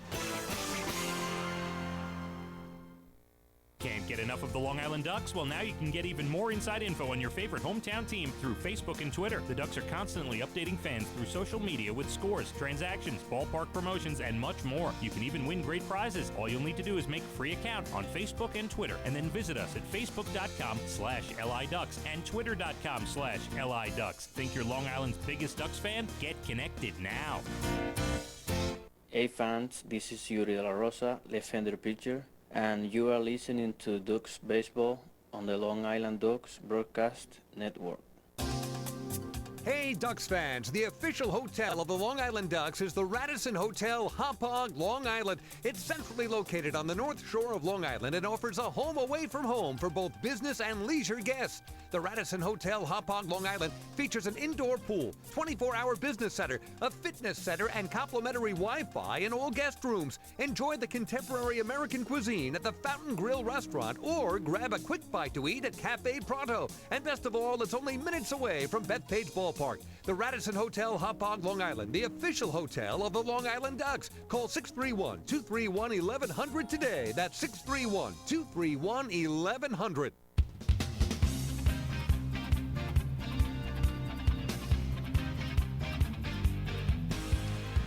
Well, we go to inning number 9 in Central Islip. The New Britain Bees with a 5-1 lead over the Long Island Ducks. Lefty Jim Fuller is done after 1 inning of work. He pitched the 8th, so he goes 1 inning, no runs, 1 hit, no walks, 2 strikeouts.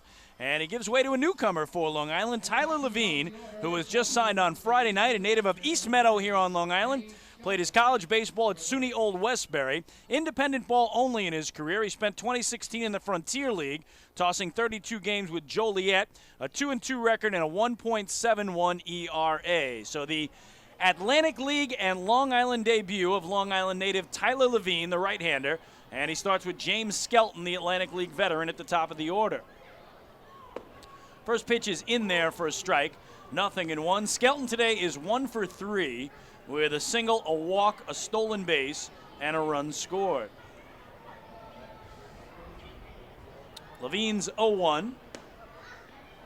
Late strike call by home plate umpire John LeBone. It's quickly 0-2. Well, one final to tell you about. That's in York, Pennsylvania at Peoples Bank Park. The Revs complete the 3-game sweep of the Somerset Patriots. 2-1 the final. So how about that? Patriots opened the season 6-0, but the Ducks handed them their first loss on Thursday night in New Jersey. Long Island beat them 10-6, and they haven't won a game since. So Somerset goes from 6-0 to now 4 straight losses and 6-4. Revs win the 3-game series, taking all 3 from the Patriots and make it a 4-game overall winning streak. So Ducks head into York to take on a red-hot Revolution team. Again, winners of 4 in a row. 0-2 here to Skelton is low and inside for ball 1. Other games around the Atlantic League are all rubber games and all still in progress. A wild one up at Harbor Yard in Bridgeport, Connecticut. The Bluefish a 9-8 lead over the Blue Crabs in the bottom of the 7th. 17 runs in. And not over yet. Skelton takes low. It's 2-2. Also a rubber game at Clipper Magazine Stadium in Lancaster, PA. Barnstormers a 5-0 lead over the Skeeters as they play in the 2nd there. Here it's 5-1 New Britain as we start the 9th inning. And James Skelton at the top of the order with a count of 2-2.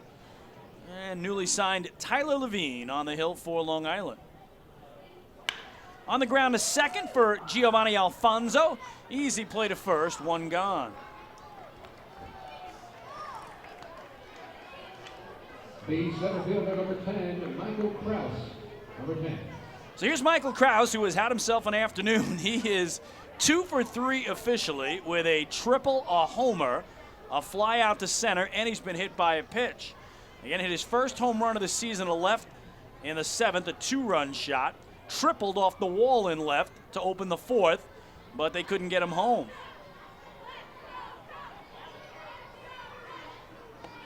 Takes low and away for ball 1. Major League Baseball, Yankees at the stadium going for the sweep of the O's. But right now it's Baltimore on top 4-2 as they play in the bottom of the 8th. Another home run for the Bombers today. Matt Holliday, a solo shot early. Their 10th homer of the series. Here's a called strike on Krause. It's 1-1.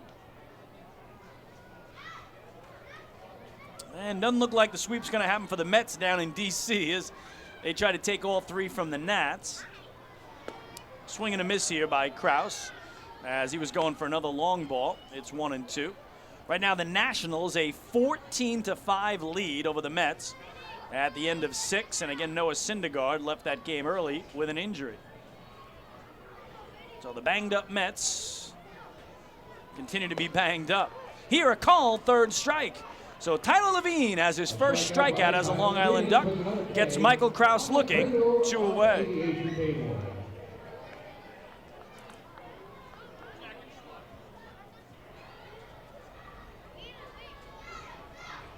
Designated hitter number 35, Jovan Rosa, number 35. So 2 up, 2 down. Here's Jovan Rosa. He doubled and scored back in the 7th. Prior to that, a ground out, a strikeout, and a foul out. Rips it past the glove of Cody Bucket at 3rd. What a mash by Jovan Rosa, who's going to get credit for his first single of the day and his 2nd hit. He's a 2-out runner at first base. I mean, that thing was a bullet. Number 24. So you know what? He gets Craig Maddox one more at bat.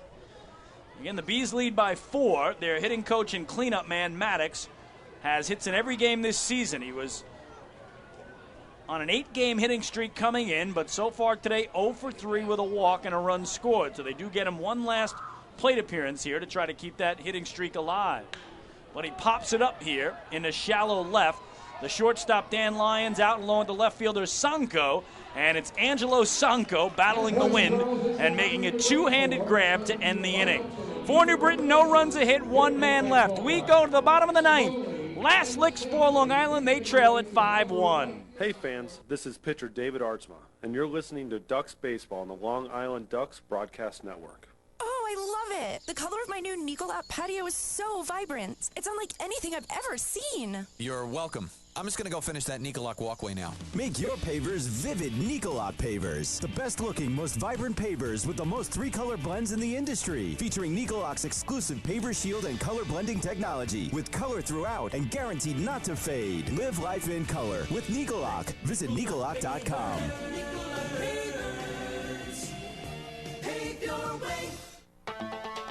Hey Ducks fans, stay up to date with Long Island's hometown team by visiting Quack of the Bat, the official blog of the Long Island Ducks. Quack of the Bat will bring Ducks fans beyond the headlines with in-depth feature articles, breaking news stories, game previews, post-game wrap-ups, and so much more. Interact with the team during the entire season through quotes directly from the players and coaches, as well as exclusive video clips and photos. Check out the blog today at quackofthebat.wordpress.com. Quack of the Bat, the official blog of the Long Island Ducks. Hey fans, this is Yuri De La Rosa, left-hander pitcher, and you are listening to Ducks Baseball on the Long Island Ducks Broadcast Network. Hey Ducks fans, the official hotel of the Long Island Ducks is the Radisson Hotel, Hauppauge, Long Island. It's centrally located on the north shore of Long Island and offers a home away from home for both business and leisure guests. The Radisson Hotel, Hauppauge, Long Island features an indoor pool, 24-hour business center, a fitness center, and complimentary Wi-Fi in all guest rooms. Enjoy the contemporary American cuisine at the Fountain Grill restaurant or grab a quick bite to eat at Cafe Pronto. And best of all, it's only minutes away from Bethpage Ballpark. The Radisson Hotel, Hauppauge, Long Island, the official hotel of the Long Island Ducks. Call 631-231-1100 today. That's 631-231-1100.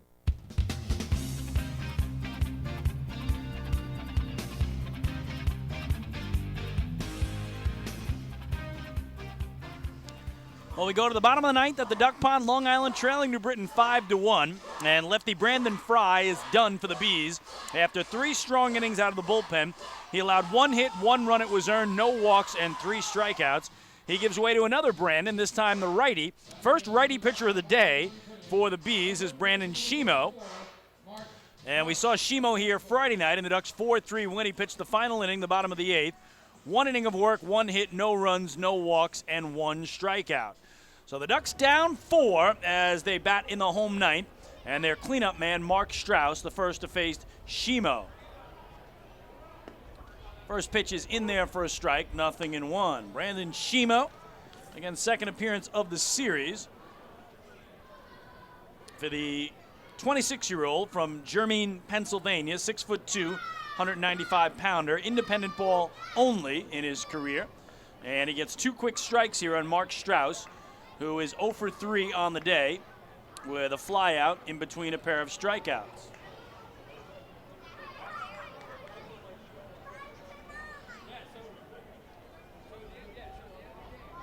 Shimo steps off and now back on. Kraus ready from the left side. 0-2. Low and away for ball 1. Again, only 5 hits today for the Ducks, all of them singles. And the Ducks only scored in 1 inning on Friday night, in 1 inning last night, and so far in 1 inning today. Ripped foul down the right field line past the glove of the first baseman, Craig Maddox. On Friday night, the Ducks scored all 4 of their runs in the bottom of the 7th in a 4-3 win. Last night, they scored their only 2 runs in inning number 2 in a 3-2 loss. And today in the home 6th, Phelan Lantini personally manufactured a run, but that's the only one on the board for the home team. In the air to center field, a moon ball. Michael Kraus is going to battle the wind here as he drifts to the right, but makes the catch for the first out.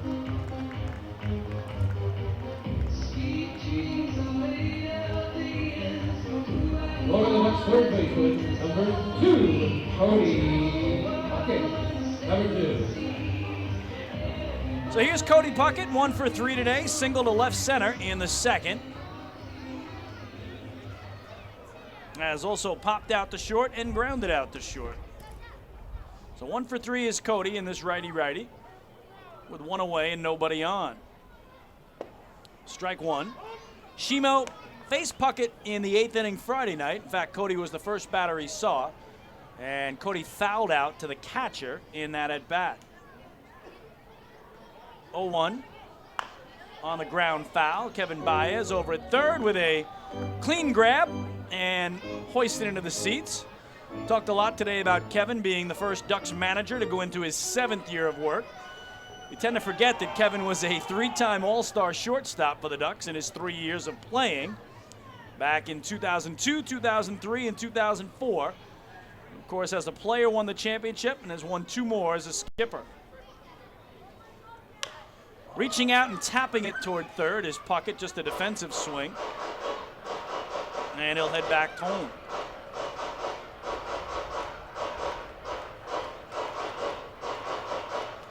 Always used to talk to Kevin about that 04 season because Campbell's Field in Camden, New Jersey, where the River Sharks used to play. It sounds strange that we say that, but again, they left the league last year after 15 seasons in Jersey. But that was the field where the Ducks won the championship, and Kevin Baez was actually the MVP of the All-Star game that year at Camden as well. Ripped foul off the railing in front of the Bees dugout, and Kevin gets another baseball. So that was Kevin's personal field of dreams. And Kevin Baez, the night the Ducks won the championship, actually drove in the championship-winning run because he was hit in the back with a pitch with the bases loaded. Patrick Lennon scored from third, but Baez got credit for the championship-winning RBI, taking one between the 1 and the 0. Puckett in the center field here, dumps it down in front of Michael Krause, and that is Cody's 2nd hit of the game, and the 6th single today for Long Island.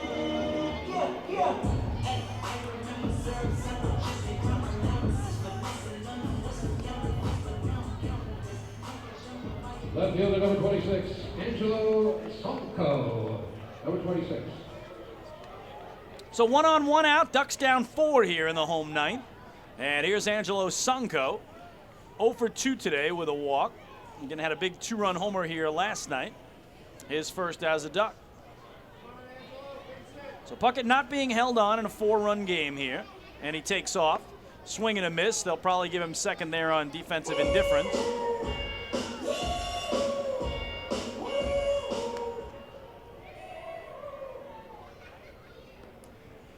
At least that takes away the possibility of a double play on a ground ball. And now Sonko will get an 0-1 from Shimo.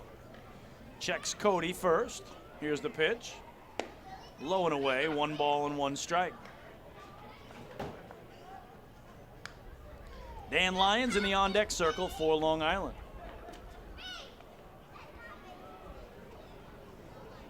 Ducks today closing out the month of April, as right now they have 4 wins and 5 losses. And we'll turn the calendar to May tomorrow in York, Pennsylvania to take on the Red Hot Revs team that has won 4 straight,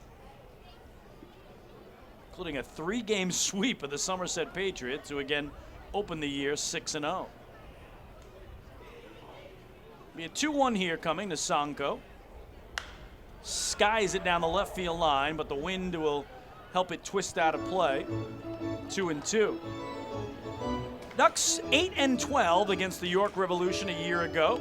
The Revs made the playoffs, but they suffered the same fate the Ducks did. They were swept by Sugarland in the Freedom Division Championship Series. And then the Skeeters swept the Ducks in the Championship Series as Sugarland went 6-0 in the postseason to claim their first title in their 5th anniversary year. 2-2 here is a changeup that floats away, and the count now full on Sonko.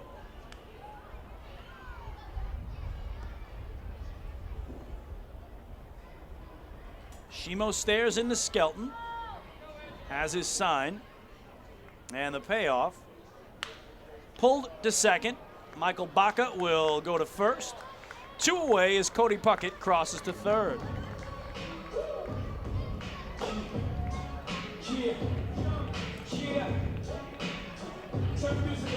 Shortstop, number 12, and Lyons, number 12.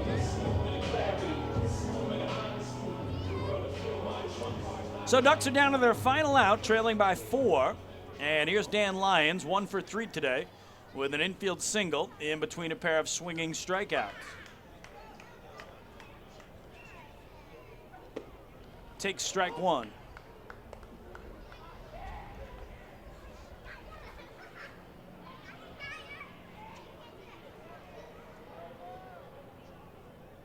Shimo's 0-1. Pulled foul, and now Long Island down to their final strike.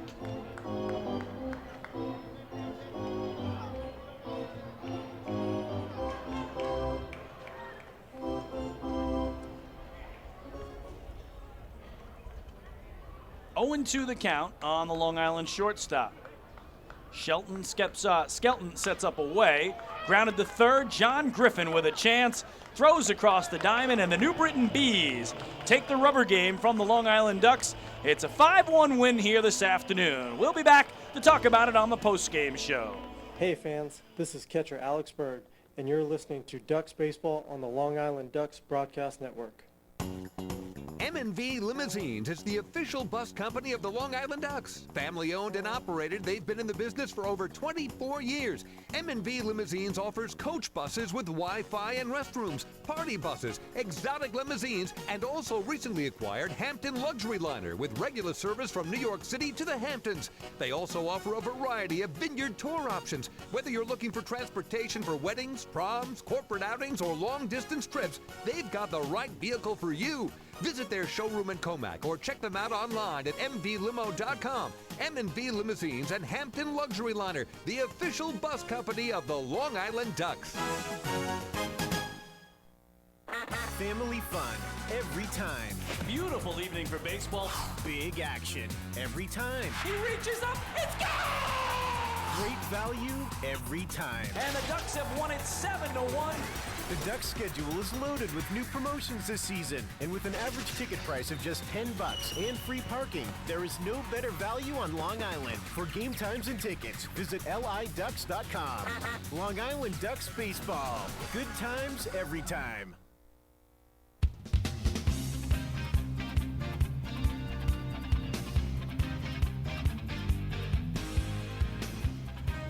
Chris King back to Bethpage Ballpark in Central Islip, New York, where the kids start to run the bases on, again, the first Family Fun Day Sunday of the year. Pre-game autographs for everybody on the field prior to today's contest, and now the kids and kids at heart will run the bases. Well, a tough one today for the Long Island Ducks as they were held to just a single run, and that only run scored by Phelan Lantini in the 6th inning. We actually had a scoreless game into the 6th, but New Britain got a big pair of 2-run homers in innings 6 and 7.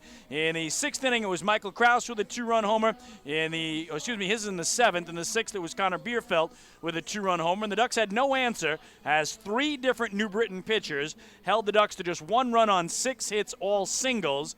And again, the Ducks scored just in 1 inning on Friday night, in 1 inning on Saturday night, and 1 inning here today. So in the 3-game set, 27 innings they bat for, and they come up with runs in just 3 of those innings. And again, New Britain didn't do much better. They only scored in 4 of the 27 innings, but they end up taking the rubber game here today by the final score of 5-1. We are going to name New Britain Bees center fielder Michael Krause as our player of the game. All he did today was go 2 for 4 with a triple, a homer, a run scored, and 2 batted in. His homer was the first of the season for Krause, who led the Bees to the rubber game victory. Again, the final today, the New Britain Bees 5, the Long Island Ducks 1. We'll take a break, and when we come back, the full recap of how it went down today. We'll fill you in on the out-of-town scoreboard, preview the road ahead for Long Island, and we'll wrap this one up. Hey fans, this is pitcher Patrick Kreider, and you're listening to Ducks Baseball on the Long Island Ducks Broadcast Network.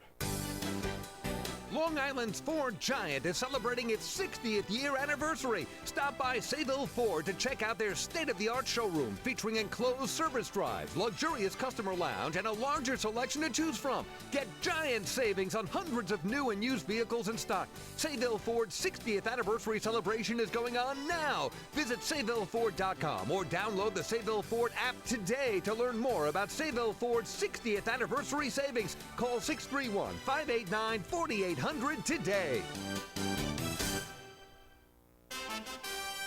Have your birthday at the ballpark this season and celebrate with the flock. Kona Ice birthday party packages with the Long Island Ducks are now available. Each package includes 10 box seats, a commemorative birthday t-shirt and autographed baseball, a pizza and Kona Ice party in the Hebrew National Picnic area, and so much more. Best of all, the birthday child will stand on the dugout while the entire crowd sings happy birthday. Reserve your party today by calling the group sales department at 631-940-3825. Kona Ice birthday parties with the Long Island Ducks, a once-in-a-lifetime experience.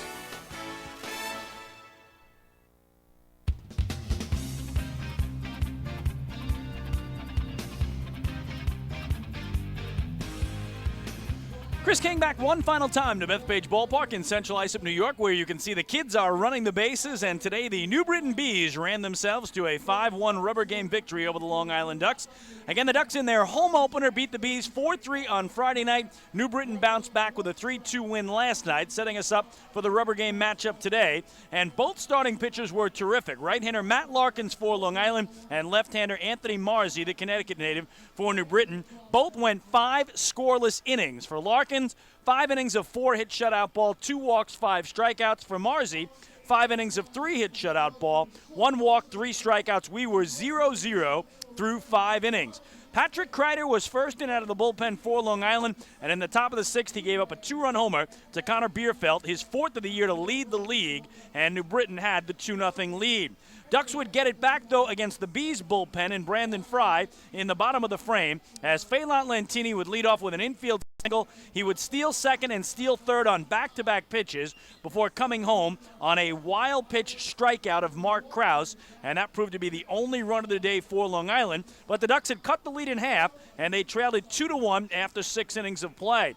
The problem was the Bees would score 3 times in the top of the 7th, and Zach Treese in relief for Long Island would get a 2-run homer out of Michael Krause, his first of the year, and also get a run coming across as Jovan Rosa scored from third on a pass ball with John Griffin at the plate, and that made it 5-1 in favor of New Britain. There was no further scoring the rest of the way. Final numbers for the Bees: 5 runs, 9 hits, no errors. They left 8. For the Ducks, a run on 6 hits, no errors. They stranded 6. The winner is Anthony Marzi. He goes to 1-1 for the Bees. The loser, Patrick Kreider, he drops to 0-1 for Long Island. The game played unofficially in 2 hours and 53 minutes before a crowd of 4,616. So with the win, New Britain goes to 4-5 on the year. They've won back-to-back games, and they've won their second series of the year. The Ducks with the loss dropped to 4-6. They've lost 2 straight, and they have not won a series yet this year, as Long Island is 0-2-1 in their 3 series play. So the Ducks will have to get back on track in York, Pennsylvania this week, and they'll do it against the Revs team that helped out Long Island today by beating the Somerset Patriots 2-1. The Revs swept the 3-game series, and York has now won 4 games in a row. Rubber game in Bridgeport today, Bluefish against Blue Crabs. It continues in wild fashion right now. The Bluefish up on the Blue Crabs 9-8 in the bottom of the 7th inning. Also a rubber game in Lancaster, PA, and the Barnstormers right now all over the Skeeters 8-0 in the bottom of the 8th inning there. As far as Major League Baseball is concerned, Yankees going for the sweep today at the stadium against the Baltimore Orioles. They got another home run, their 10th of the 3-game series, from Matt Holliday early on to give them a 1-0 lead. But right now they're going to have to do it in come-from-behind fashion. They trail the Orioles 4-2 in the bottom of the 9th inning in the Bronx. And the Mets we talked about going for the sweep in Washington today, but the Nationals have a 14-5 lead in the bottom of the 7th inning there, and Noah Syndergaard left that game early on with an injury for the Amazons. So the Ducks will have to bounce back and get on track in York against that Revs team, and they'll certainly be confident tomorrow night, though. They hand the ball to John Brownell. The right-hander is 1-0 with a 1.50 ERA. Brownell was the winner opening night in Southern Maryland in a 7-1 victory, and he also was 1 strike away from a complete game 1-0 shutout win in Somerset County, New Jersey on Wednesday afternoon, but he just couldn't get it done, and the Ducks ended up losing that game in extra innings. So Brownell, the all-time leader in wins, will try to get Long Island back on track after these back-to-back losses to the Bees, and the Revs will counter with their right-hander, Tyrell Harris, who's 0-1 on the season. So again, the first homestand of the year is in the books. The Ducks dropped 2 of 3 to the New Britain Bees. They'll play 4 straight in York, Pennsylvania, and be back here Friday night to kick off a 6-game homestand. They'll play 3 against Southern Maryland and then 3 against those very same York Revolution, and we certainly do hope you will join us then. That'll do it from here. Once again, the final score today from Bethpage Ballpark in Central Islip, New York, in the rubber game of the 3-game set. It was the New Bees 5 and the Long Island Ducks 1. We do invite you to join us for our next Long Island Ducks broadcast. That'll be tomorrow night when the Ducks visit the York Revolution to kick off a 4-game series. Again, single games tomorrow night and Tuesday night, and a day-night doubleheader on Wednesday before the Ducks are off Thursday and back home here on Friday.